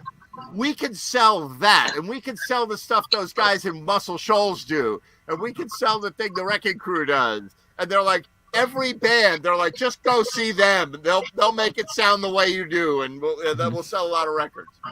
Oh man, it's just like all Stax records. I had Stax. I still have some of them today. Yeah, Stax. Yeah, that's where they were. That was their label. Yep. You know? Yeah, and then they got screwed. Stax Records sold itself to Atlantic, and they got screwed, and they ended up being the band on Saturday Night Live for just so they could work. And then that became the Blues Brothers. So Blues Brothers, all they did was at least that. I mean, with the Blues Brothers, they're cool, okay, because they understood what this meant. Right. It was all the same guys. They knew where the fuck that was coming But from. it was the same guys. It was Steve Cropper, it was Duck Gunn, and it was all the same guys from Stax Records.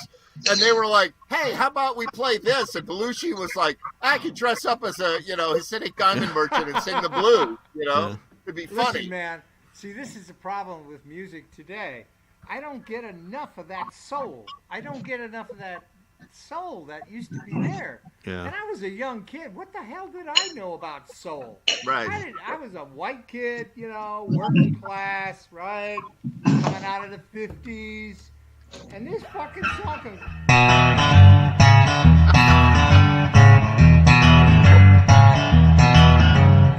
I freak out, It's like, what the fuck just happened? I was hit Yeah, like it's a true. bolt of lightning because it touched me. See, that's what it did. It's true. And hey, Dennis Allred, so what were you listening to in those days? Like, hold on, I'm gonna unmute you. What were you Me? listening to, Dennis, when you like in the earliest recordings that you remember like really hitting you and The Doors. Doors? Listened to a lot Yeah. of the Doors. Good. Iron Butterfly. Iron Butterfly. We did all the off the wall stuff because it was kind of a mellow country type area I grew up in, so we had to go find the hard stuff. Right. And where were you? You were in Utah. I was in Utah, yeah. You were in Utah. And so Manaway, population 550 people. and when did you start becoming like at what age did you start to discover music that was like, wait a minute, I wanna do that's different. I wanna do that. You know, I went in the Air Force, and it was probably while I was in the Air Force I Oh, wow. started to discover stuff like Bad Company and those guys. Right, Yeah. right. Yeah, Yeah, just a little I bit remember. See, I'm younger. I'm 50. I'm turning 58 in a couple of weeks, and so I remember the Beatles came along when I was a kid. I mean, they were 64 the year I was born. Just before that, they came to America, and so I remember though, like my parents were pushing like Andy Williams on me. You know, like I was listening to very tame music. Herb And then- Alpert. Yeah, Sinatra. Yeah. Right, exactly. And then, Perry Como and stuff like that. Yeah, And I oh was my like, God, "Nah." yeah. I wasn't inspired. Like, I liked Andy Williams because one of the Christmas specials or whatever. Yeah, I mean, But when I heard I Want to Hold Your Hand by the Beatles, I Yeah. went, wait a minute. Like, that was the thing that I discovered. Like, I want to do that, even though it was old music by then. Yeah. they I was captured a always a generation. contrarian. What If about you, everybody else Will liked it, I Bear? didn't. Yeah, I was listening to my father yell at me to stop spending so much time in the bathroom. No, it's mostly kind of folk rock. Well, it was slightly later than that, but basically folk stuff. And then it eventually became people like James Taylor and the folks who were folk rock people. More folksy stuff. A lot of you guys know me as a guitar player, but before that, I was a singer-songwriter, Right. which is how I met Ray and the guy who runs the show. What's his name in the corner? Yeah, right. That guy. Yeah, it's interesting. I like the music so the Beatles, I was into the Beatles, but then some number of years went by. I moved back to Europe, and in Europe they were all listening to ABBA. So I became like a big ABBA fan. And then when I got back to the States, I remember discovering Kansas, the band Kansas. Oh, yeah. With the harder guitars and the real virtuoso musicianship. And I was like really impressed with that. But it was almost a little too hard for me. Like it was like hurting my little young ears. Did you like the Who back then? I did like the Who, yes. I then went that direction. I didn't go the Led Zeppelin direction. I went the Who, and then what really got me was Earth, Wind, and Fire. Like when I started could see hearing that. I was Yeah, I like, could totally see that. I was like, I've never heard Yeah. anything like this with the Yeah. horn sections and everything. Then I started doing more horn bands and stuff like that. Yeah, that totally makes sense. That's a very logical path. The life path of Ed. We could actually map it. It would be like Yeah, right. with Right. no Never was in a thumbtacks. band with the horns until I Remember got that out song? here. Ed? What about you? The reasons why we're here. Crazy. Like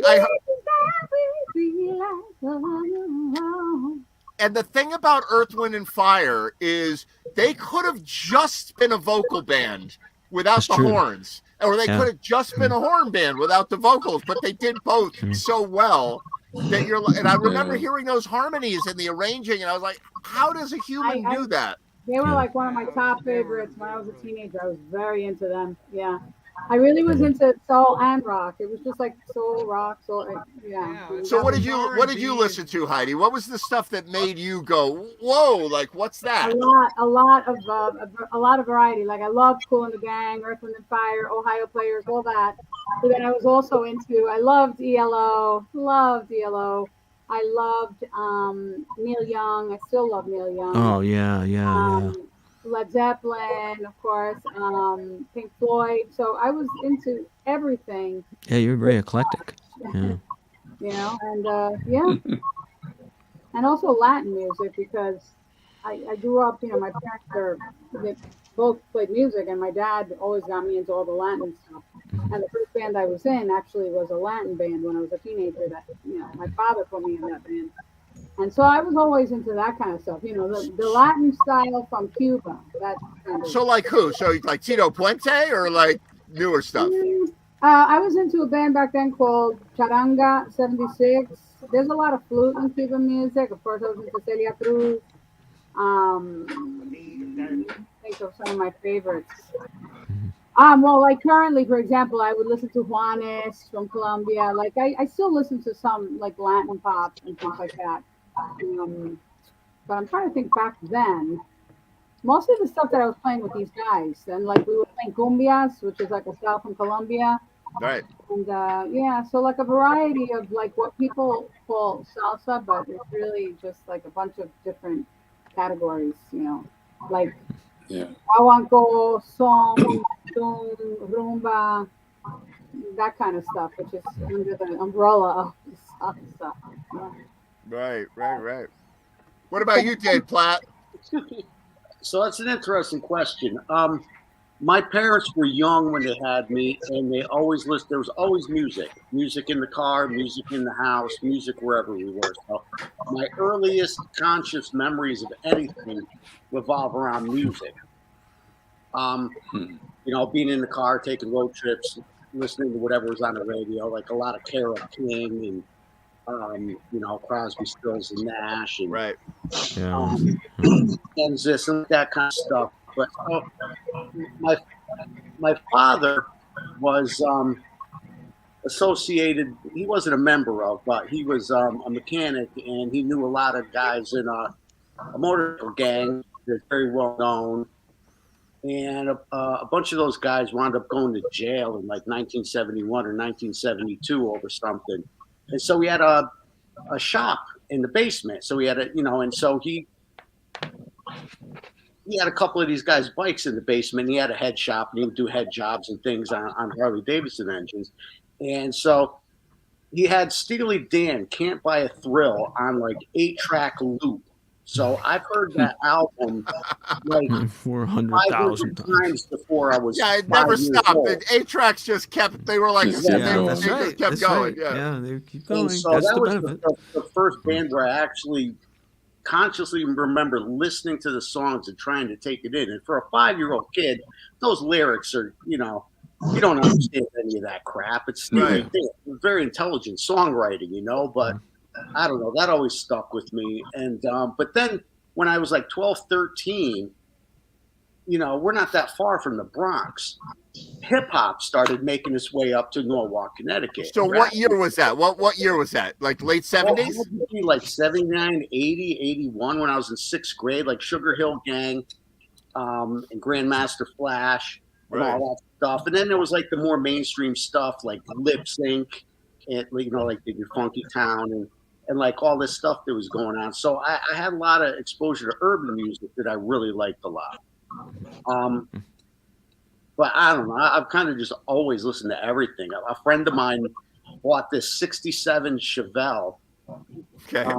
And we popped the trunk open, and it had a box full of 8-track tapes in the back. And it was all this jazz music, like Wes Montgomery and Pat Martino and all this other stuff. And, you know, we're like, you know, 16, 17-year-old wood rats from Norwalk, right? We're like, oh, wow, jazz, how novel. We put the stuff in the 8-track and listened to it. And we just thought jazz was like old people, right? And we're like, these old people can play, right? Like, listen to them go, you know? And that left an impression. And then, you know, our taste for jazz took off from there. But the earliest stuff was probably like Steely Dan, Melanie, Carole King, all that stuff that was on the radio in like 69, 70, 71. Yeah. Right. Yeah, that was on the radio. It's surprising how much the radio really did influence us. You know, you had your station that was like your go-to station, you know, maybe 2 at the most. But yeah, but you know what's interesting is that like radio stations in those days, there were like 5 ones you would get or 6 or 8 ones you would get. And so there'd be the rock station, then there'd be the oldie station, then there'd be the country station, then there'd be the right, and eventually there was a hip hop station or the alternative station. But you know, you listened to one or two, and that was who you were. Now they don't like I can't find what a lot of people are listening to because Spotify won't push it to me. They're like, no, you only listen to this. You're this age, this demographic. You're a number, 83 demographic. Boom, they send me that stuff. Yeah. You know, like the teenagers today, they have so many different outlets to even discover music. Like they could discover their own music just by listening to Pandora or Spotify or whatever. And they have indie artists and all these things where they're not turning on and being like, hey, did you hear? Just like when I was growing up, did you hear Def Leppard's? Right. Yeah. You got a lot of, you found out a lot of stuff from your friends, from word of mouth. That was how that's probably the biggest way I learned about stuff. I didn't think I'm about a child of the 80s, so I grew up with Cyndi Lauper and Michael Jackson, Duran Duran. Right. All that stuff. And there was a magazine, like I'm a lyrics person, right? And there was a magazine that came out. I don't remember what it was called, but like it came out once a month, and I would like run to the newsstand to buy it to find out what the words to my favorite songs were, because I couldn't like just go on Google and look up the lyrics. Yeah. And, like I'd be listening to songs on the radio, like, what's he saying? What's he saying? And it would drive me crazy, and I would like run to this, and pick up this magazine, and it had all the top hits, all the lyrics, all the top hits. You've heard of the website kissthisguy.com, Yes, haven't you? Yeah. It's What got is that? mangled lyrics. It's a website that has people enter. They post lyrics that they misunderstood Misheard for many years. Oh yeah. It's called Kiss This Guy because the guy who created it was thinking of the Jimi Hendrix tune. Excuse me while I kiss this guy. Right. And it's like no, that's not it. But I mean, some of them are hilarious. It's like I'm a rebel, and instead it's I'm Barney Rubble. Right. Stuff. Some of them is priceless. Yeah. But the funny thing about that is, Sherry, you say you're a lyrics person, like you're driven by the lyrics. I'm the opposite. Like I'm a musical instrument. I hear the human voice as an instrument, like a saxophone, and I don't like. You could be saying and I'm like, I don't care. I don't understand what it is. And so like.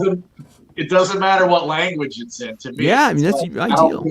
Yes, certain songs certainly have meaning, right? It's funny you say that because one of my students is really into Korean K-pop. I was going to say, you can. And she played me a song yesterday in class that we're working on actually, and it's it's in Korean, and I don't care. I'm totally getting the song. Yeah. It's got all the harmony work and everything. I don't care that I don't understand the words because maybe my ear just doesn't pick up the words so well. But I don't pick up words, and it's a real problem for me.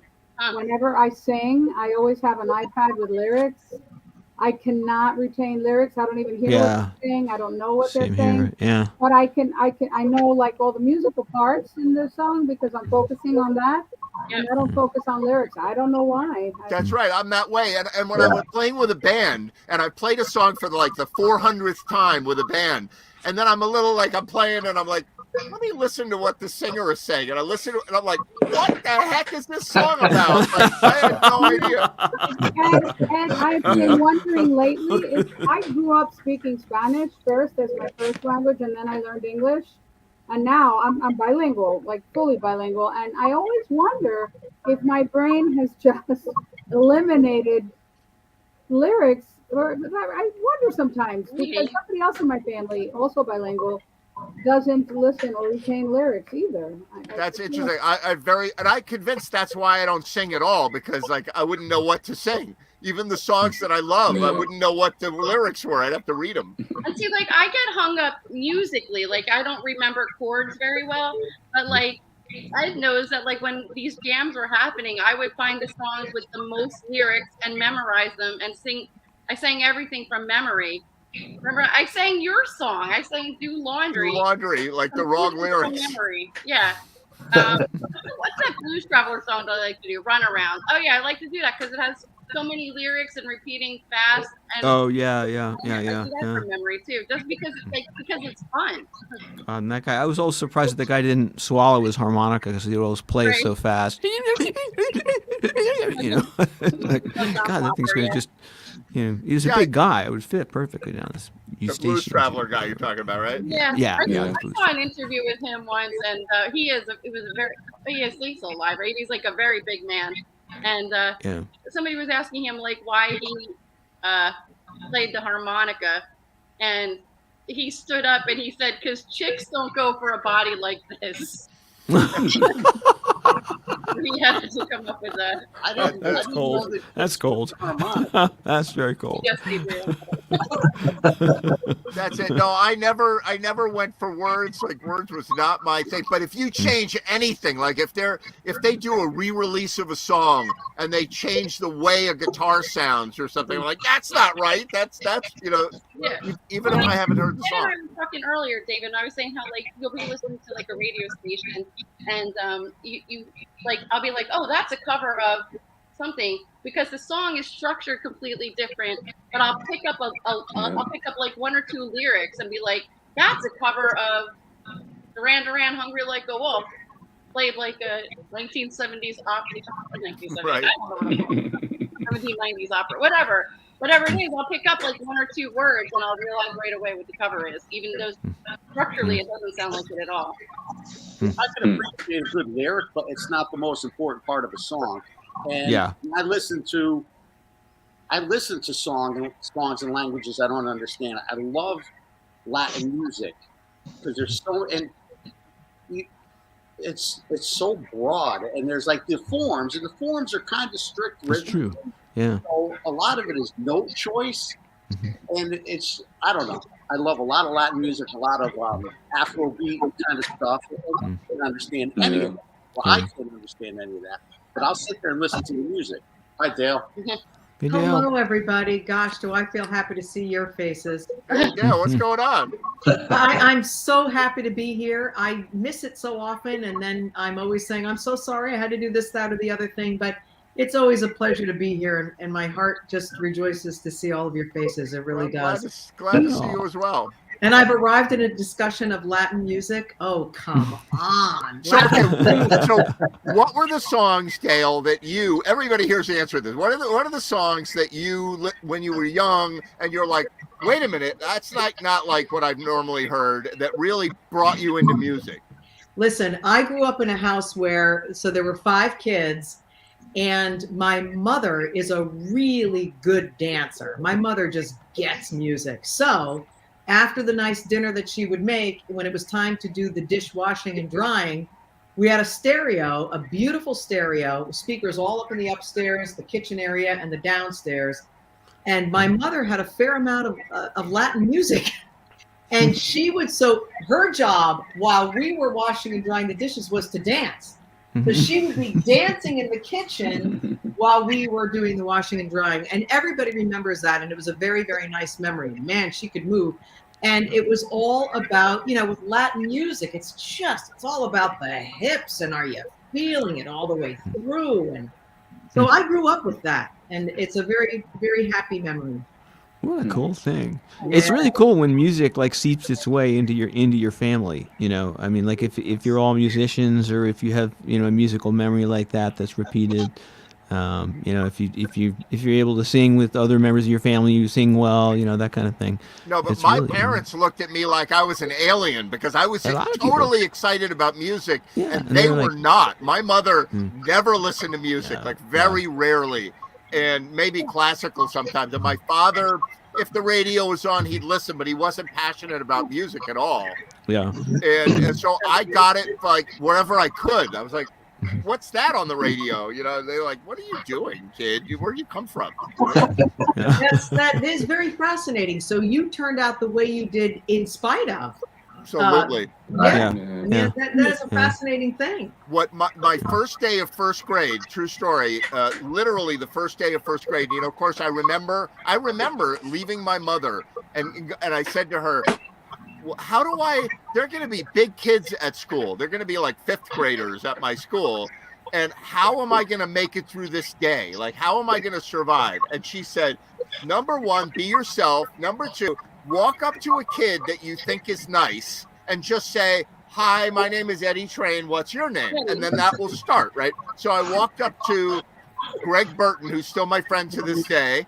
And I said, hi, my name is Eddie Train, and do you want to be friends? And he went, okay, right? And we were like buddies. So we then went to the assembly, and we sat down, and my homeroom teacher, who had just introduced himself to me for the first time, stood up on the stage with an accordion, and he played Puff the Magic Dragon, and he played I Want to Hold Your Hand by the Beatles on the accordion. Wow. And I was like, that's what I want to do. That's it. At the age of 6. I came back. And anybody else on this particular Zoom, does anybody else know an accordion player? The only one I know is Ed. Yeah, Sherry. yeah, Ed's the go-to guy. I dabble. Sherry does. Sherry dabbles. All right, If leave it he to had been Sherry. playing the Okay, bagpipes, or if he'd been playing the guitar, I would have played those. You know, Yeah. like Yeah. I saw it and I'm like, that's what I want to do. That's who I want to be. That guy who gets up in front of everybody and plays music. And then he became my my music teacher and taught me how to play. How So- funny. Wow. Nice. But Incredible. so, you know, and so when I came home from school, they said, how was your first day? You know, like, you know, you're nervous on your first day. I said, I need an accordion. Accordion. And they went, you what? Gonna need a few things. School supply list. Right. So they got me an accordion. My father got me an accordion and brought it back and thought, oh yeah, this will be a fad. This will last 2 weeks. And, you know, then I and never then let it go. yeah. 2 weeks And roll and times roll. God knows how many, because here we are now. 58 Mr. years later, Jam, Right. Mr. Accordion can- player, Mr. Yeah. Music. Look at this accordion. Ah, awesome. So this is a little cover. I took the cover off because I'm working on it. This is a one-of-a-kind handmade accordion made by the guy who owned Connecticut Music in Stamford. Wow. And he made this by hand just to see if he could. And it's got like, it works, you know, it's got all the moving parts and it works. So I'm gonna renovate this. It's a 4-button accordion. Like, I don't know what you can play on it, but So is it, yeah. What did the buttons do? well, so these are the bass buttons, right? So Oh, it okay. obviously only has like C and G. It's C Yeah. and G. Exactly. You don't can need only more play than in that. 2 That's my keys. kind of Yeah. accordion. And it's got it's got like The bass one octave players plus can a handle little. it. What's that? Ed, I said Ed, the bass players could play that. It's just C and G. Ed, Right. have you ever played a mandoneon? I know. I have never played it. Oh, no. What's okay. that, Heidi? What can you say it again? Yeah, mandoneon is what they use for a tango, Argentinian tango, and my mom was a pianist and she loved tango. So there was always a mandoneon player in her band. She was in a band right before she passed away. In her senior years, she finally got to join like a tango band. She played classical her whole life, and she played over the radio in Havana doing American standards like and stuff like Gershwin and all that. But one of her passions was tango, and eventually, when Tango Argentina came out on Broadway, I actually went to see it with my mom, and we met all those people. My brother-in-law is Argentinian, so there was like this whole link to that, and she eventually joined the tango band, and they always had the little mandoneon. So whenever you're playing that, I always think that would be cool for you, probably, and easy for you, yeah? Oh, I got to get one now. You know that. Yeah. Yeah. So, Heidi, now, do you of course, ever I'm play looking up this instrument, mandorion. Man, M-A-N, and then D-O-N. I want to say mandon, E-O-N. So like Thank you. man, John, E-O-N. I like Right? the story. Say right now, Mandonion. mandonion. Oh, Mandonion. mandonion. Heidi, And do I you like ever the story of your mom in a band in her senior years. I have a making music. picture of her too, on her little bench by the piano, playing her tangos. Sherry, I'm sorry, what did you say? I just asked if you ever tried the accordion, being a keyboard player. I had a little accordion when I was a kid, and I was playing that all the time, so I dabbled on that. Yeah. And not so long ago, I wanted to get 3 of them. an adult accordion, and then I didn't do it because I don't know. I moved, and I just got out of the Right. whole spirit of it. But Mhm. it was inspired also though by a band I was following for a while. They're from the Sleepy Hollow area. Gandalf Murphy and the Slumbovian Circus of Dreams. Oh yeah, Oh, those yeah, guys. yeah, Why? Mhm. Tinkerbell. I don't know if you guys have seen them, but Tinkerbell always plays an accordion. I was Mhm. like, I gotta get an accordion. Yeah, it's pretty cool. It's, Yeah, you know, he was I ridiculous. remember sitting with John Konya at lunch at the my favorite Mexican place in Norwalk.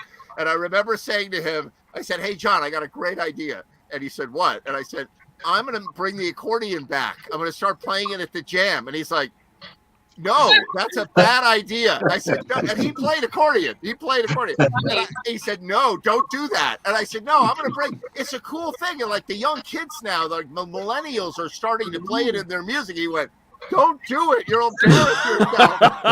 No. Don't go there. Don't go there. Don't go there. Right. He really tried to talk me out of it. So then I brought it to Cobb's Mill, where the Jam was back then. And I brought the accordion in. I think, Sherry, you were probably there. Probably. And I think everybody was like, "What the hell is that?" And what made me keep doing it is the very unlikely side effect, which is that all the girls were like, "Ooh, what's he playing?" And I'm like, "You like this?" And they're like, "Oh yeah, that's." And I would come and play for the ladies, and they'd be like, "Oh, you're playing accordion." I was like, "What?" It's a chick magnet, man. It's a Hey, chick I magnet. think it's so Hell with cool. those lead guitars. Chicks really dig this. Yeah. Even I couldn't believe that, you know. So. That's hilarious. Right. Like, oh, I'm a keyboard player. Whatever. You're I'm already like they're with the bass player, you know. They're Yeah, he's a guitar player, maybe a guitarist, but the lead singer and the guitar player, the saxophone player, but never the keyboard player. And then, oh, you have an accordion. All of a sudden, you're Mr. Man About Town. You know.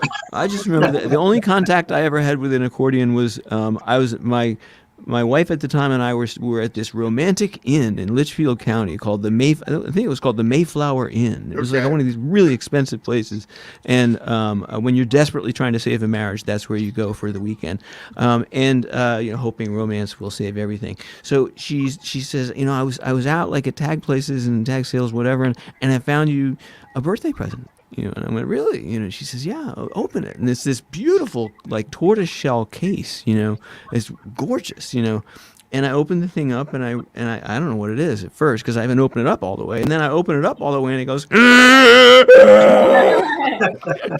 and there's a knock on the door within like 5 seconds. I'm suddenly like, "Everything okay in here?" I was like, I'm sorry, but I'm going to have to put it back in the case, and it's going to make a really loud noise again. And I promise I thought you were going to say, so, okay, this is where I thought this story was going. I thought you took her there to save your marriage. The accordion player came to the table to play the song, and then she ran away with him. That was when she said, "I'm splitting up and moving with him." And he has an accordion. And then the bagpipe player came in. The bagpipe. Yes. Well, I'm Scottish. I'm Scottish, so I'm supposed to learn the bagpipes. I should have learned them long ago, but I'm too cheap to pay for the lessons because I'm Scottish. It's like, what's the difference between a Scotsman and a canoe? A canoe tips. It's like Scotsmen were cheap. So sorry. So I can't. I'm not going to buy a kilt. I'm not going to learn bagpipes. Sorry. There you go. Good. Did you see Good the thing. photos, Dale? Dale, did you see the pictures of the bandoneon? So I looked it up. Thanks, Heidi, for asking. And I see on my phone, I looked it up and I see some pictures, and then there's also opportunities for me to listen Oh, okay. to the instruments. So Because there's a really cool looking, there's a couple of them for sale. They're like $5,000, these little black bandoneones. But then before that, all I kept getting was a listing for some bandoneon project. So I had to type in bandoneon instrument, and then I got a whole bunch of them. Wow. Ed, it was something I saw that I think would probably suit you. In your... Yeah, so I typed it in too, while you guys were talking, and I got my Google immediately replaced it with Madonna, right? and then I was like, no, it's Madonna, and then it immediately replaced it with Mad Onion, which is a thing. So eventually I will find it, That's a good band name right there, Mad Onion.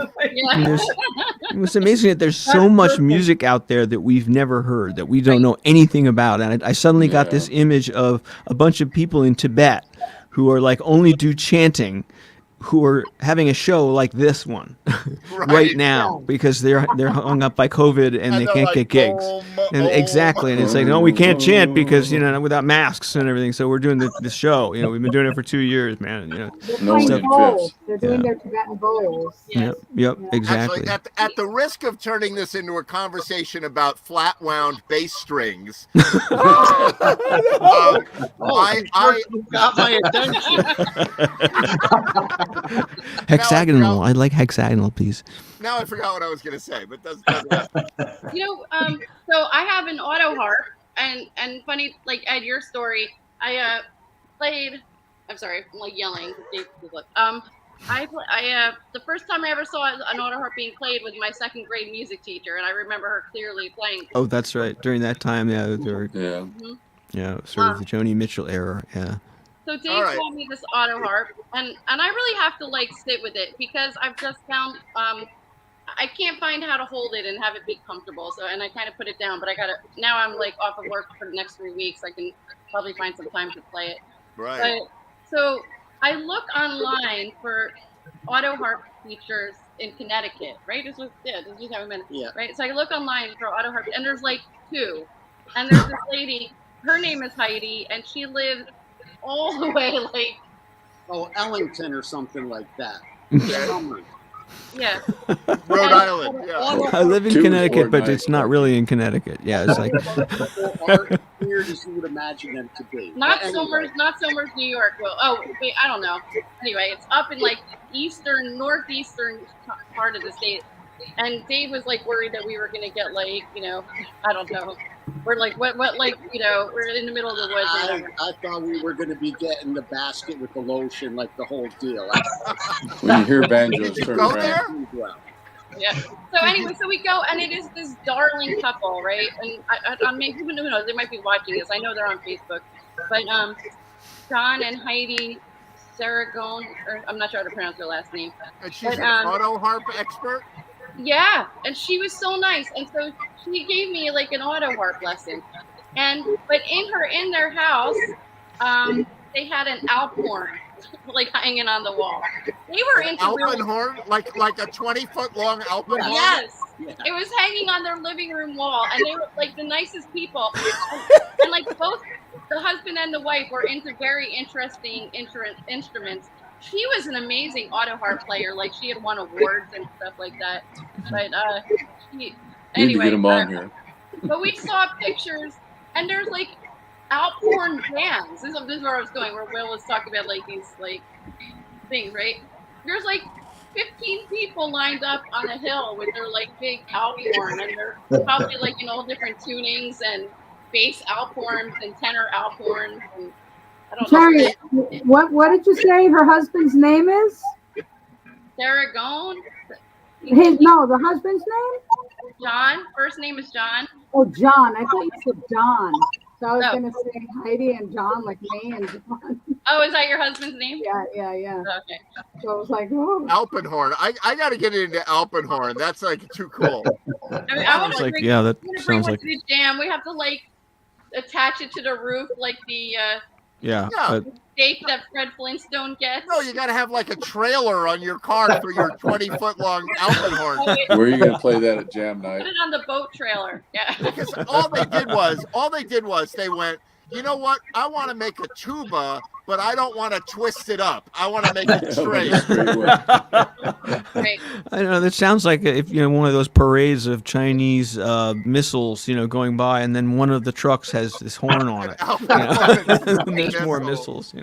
What the hell is that? I love that I'm hearing, like, for example, Sherry, you just gave an example of having some time from work and therefore saying, all right, I can work with this particular instrument during that time. Yeah.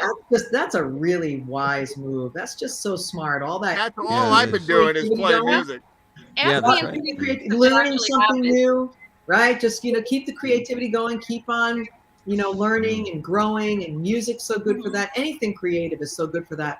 A friend of mine shared with me 2 articles about the human brain that talk about peak creative output happening between the decades of 60 to 70, 70 to 80, And thirdly, 50 to 60.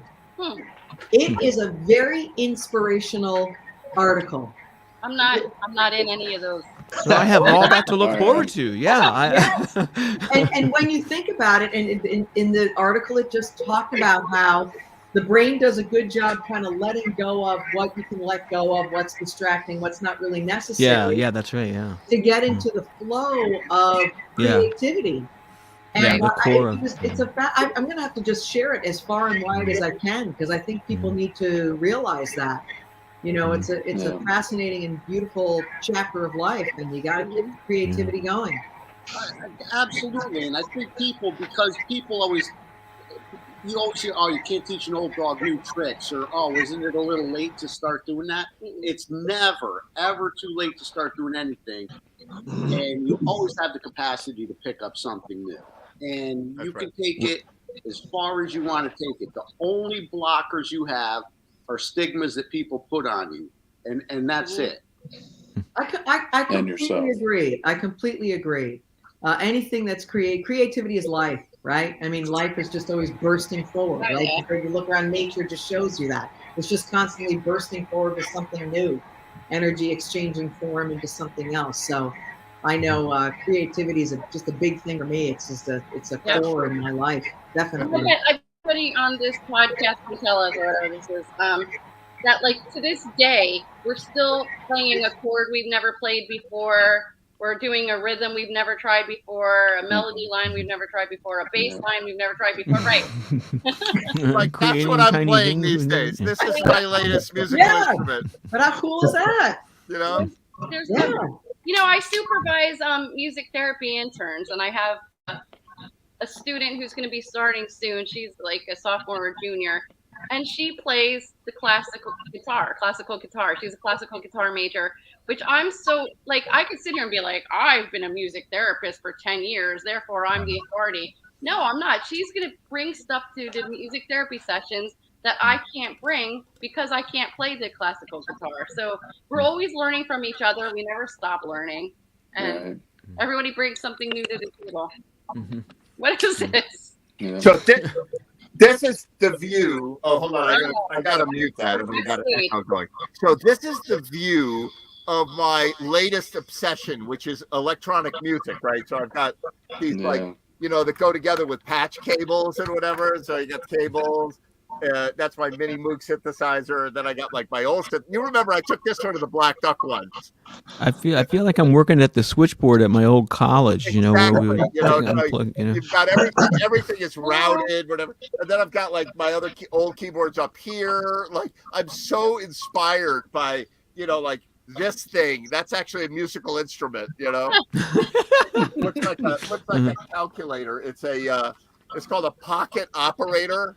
And there it is, and it's like a music groove box, drum machine, whatever. And then this is my Korg Volca, which is another little synthesizer. Like that's my latest thing, is getting into like synthesizers, and it's keeping me sane or insane in the pandemic. You are a beast.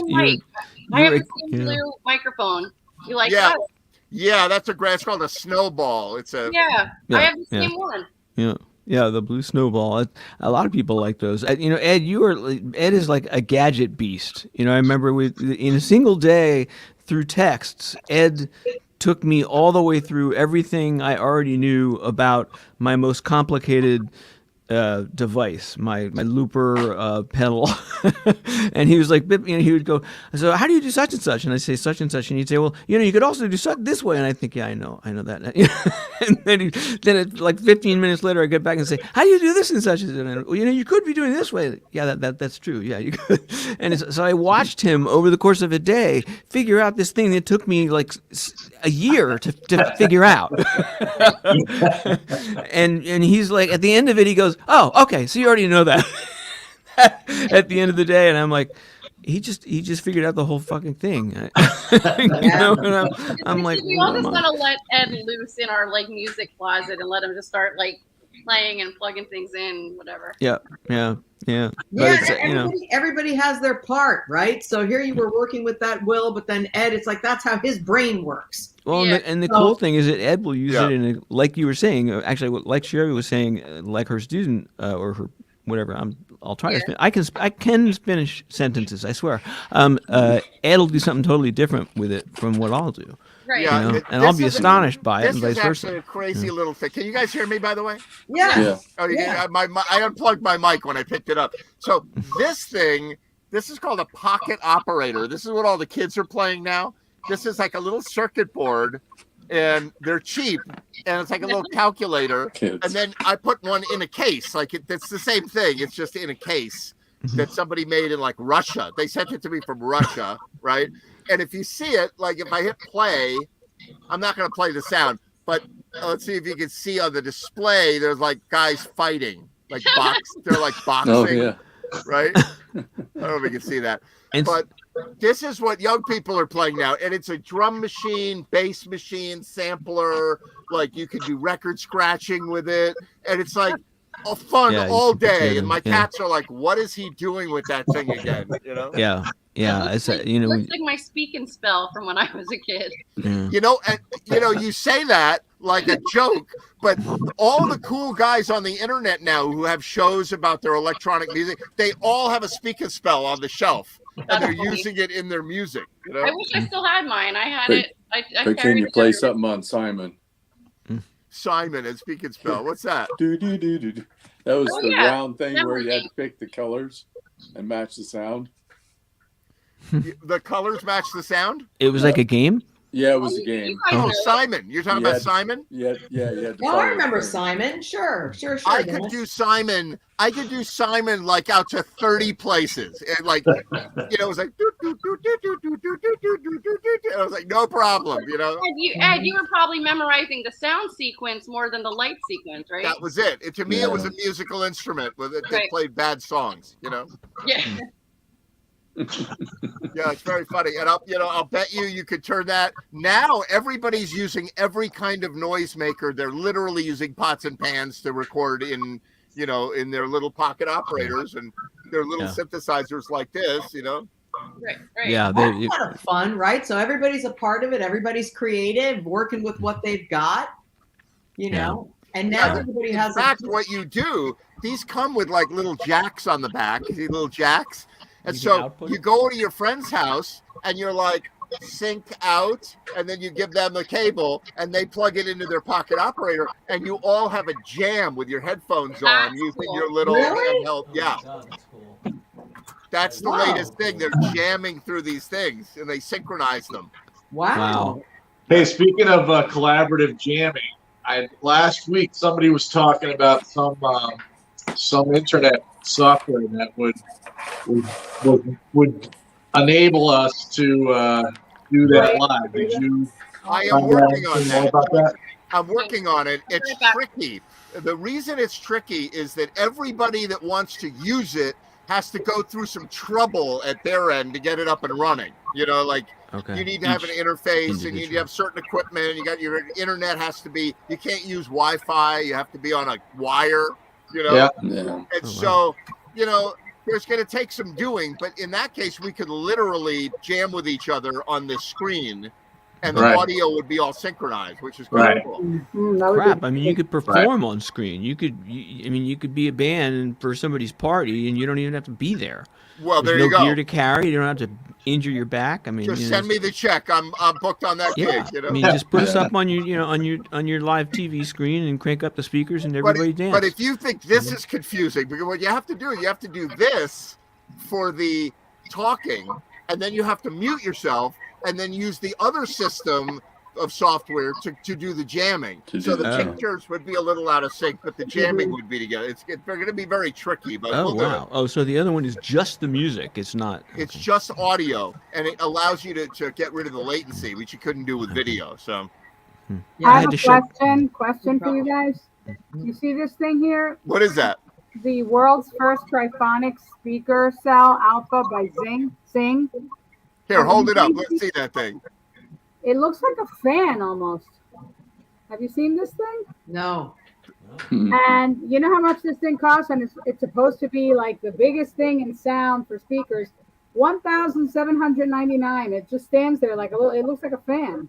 Mm. Wow, that's pretty Made by cool. a company called Syng, SYNG. It's a triphonic speaker cell.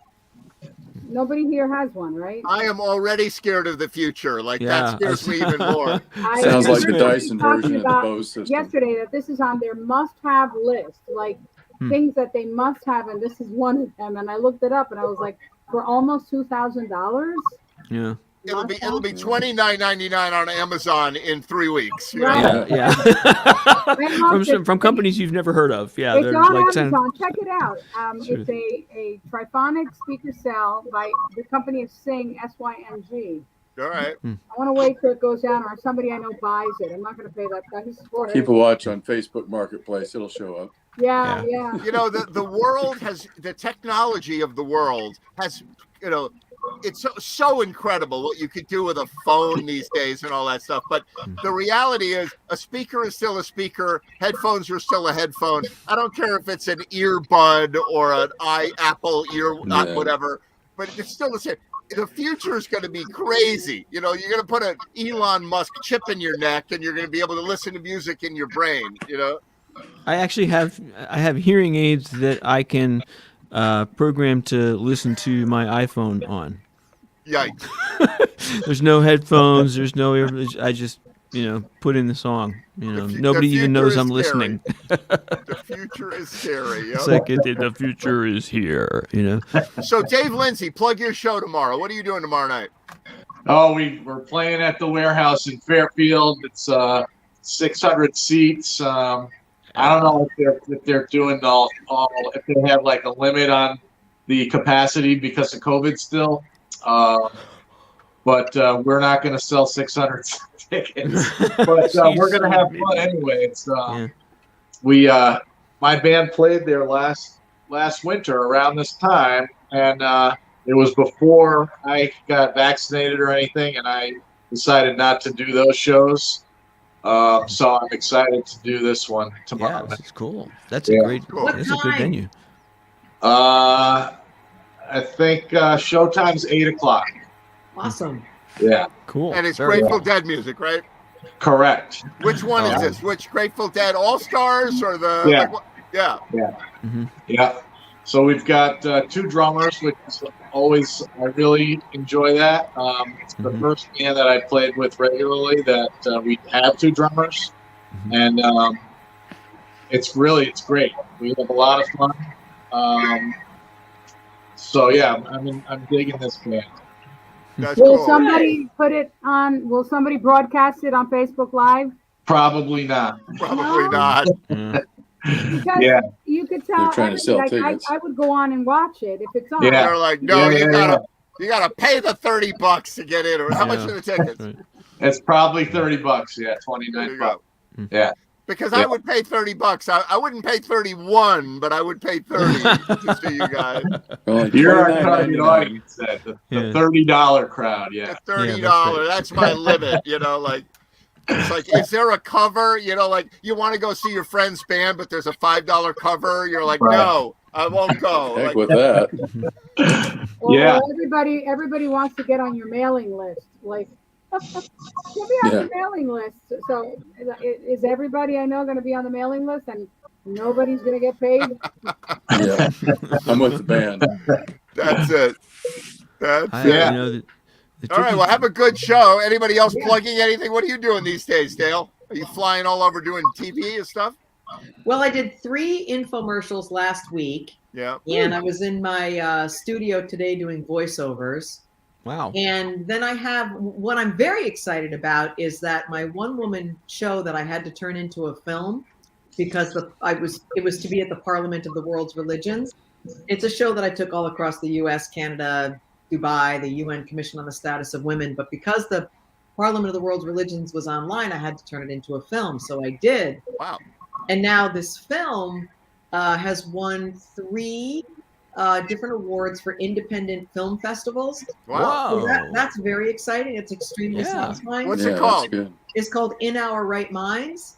In our And, right minds. In Our Right Minds is in the right hemisphere of the brain, the Right. feminine gather and nurture hemisphere that we all Right. have. Yeah. The, Yeah. the hemisphere of empathy, and it's holistic and non-time bound, and Right. Big has to do picture, creative. Yeah. yeah, very Yeah. creative. I Yeah. mean, we use both hemispheres of our brain, but that right hemisphere is the one that is really the best for understanding. And the right hemisphere likes things that are new. Left hemisphere doesn't. The left hemisphere says, what box do I put this in? What category do I put this in? Yeah, I I don't like want the something same. that's new. I want to know where I file that. Yeah. The right yeah. hemisphere goes, oh, something new, something new. So we want to always remember to be in a nice balance of both hemispheres, but that's why the piece is called In Our Right Minds, because it's very much also about the feminine, which is in all of us, men and women, LGBTQIA. It's an energy, but it's a very important part of humanity. It's the empathetic, loving, nurturing, creative, embodied. The right hemisphere is the one that really understands what facial expressions are about and what body language is about. It's a very important part of being human. So anyway, I'm so excited about these film festival awards. And Yeah, that's great. to have around that. Yeah. Congratulations. Congratulations. That's really cool. Congratulations. Yeah. Thank you.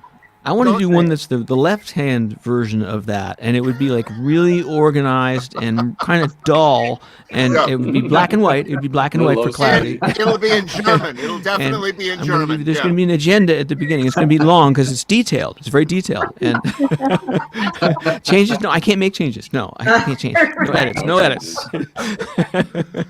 Oh, I'm good at that. I was actually once told that I had a world-class ability to I don't know, organize things. It was some like one of those corporate tests that they give you, and the president of the company said, the thing about you is if I need someone to take Hill 41, and it is the most dangerous hill in the whole battle, you're going to do it because you're going to organize it. You're going to take whatever broad instruction I give you, and you're going to take that hill. But if I change my mind at the last minute, you're going to keep going up the hill. If I change, you Still cannot taking the change hill. direction. You're completely All right. incapable of changing direction. I You're got too a- left-brained. I've got a story for you. I'll embarrass myself on this subject, right? So, I'm I've led the Austrian. way. I'm Austrian, and Austrians are very regimented in the way they think. I'm also creative, which makes my me people. strange. But my friend Ross in Colorado, who I go on the motorcycle trips with, he's a very intelligent, very sensitive guy and really terrific fellow. And he said to me one day, he said, we're sitting around a campfire in Western Canada or something, on a motorcycle trip. And he said, I want to ask you a question, Ed. We've known each other for 40 years. I want to ask you a question. I want to know, what's the most important thing in life? Right? And he's thinking I'm going to say, it's love and family and friendship. And no, I immediately say inventory control. So he proceeds to tease me about this for years. Like we're at parties and he's like, Ed thinks inventory control is the most important thing in life. And so then last year or 2 years ago, he got married and he had to consolidate his two houses and move and whatever. And he's like, Ed, you were right. I don't know where anything is. I don't know what I have. I don't know what I need to get. I hope for his sake he doesn't have a lot of children. Yeah. There you go. This, I can't none of find this. Junior. He's like, you're right, Ed. It's all about inventory control. Oops. That was my left brain speaking at that moment.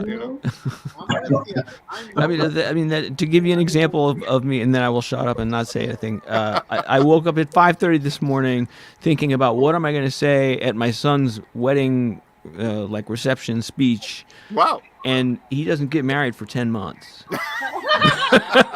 And I'm like, I wake up at 5:30, like, oh God. What are you saying? I thought you were going to That's say he planning. didn't even have a girlfriend. Yeah. He doesn't even have a girlfriend. I thought you meant you were going to have to call it in, like he was getting married before the show today, and you're like, I son, gotta this is Dad, and I'm sorry I can't be there, but I hope you can hear me in the back.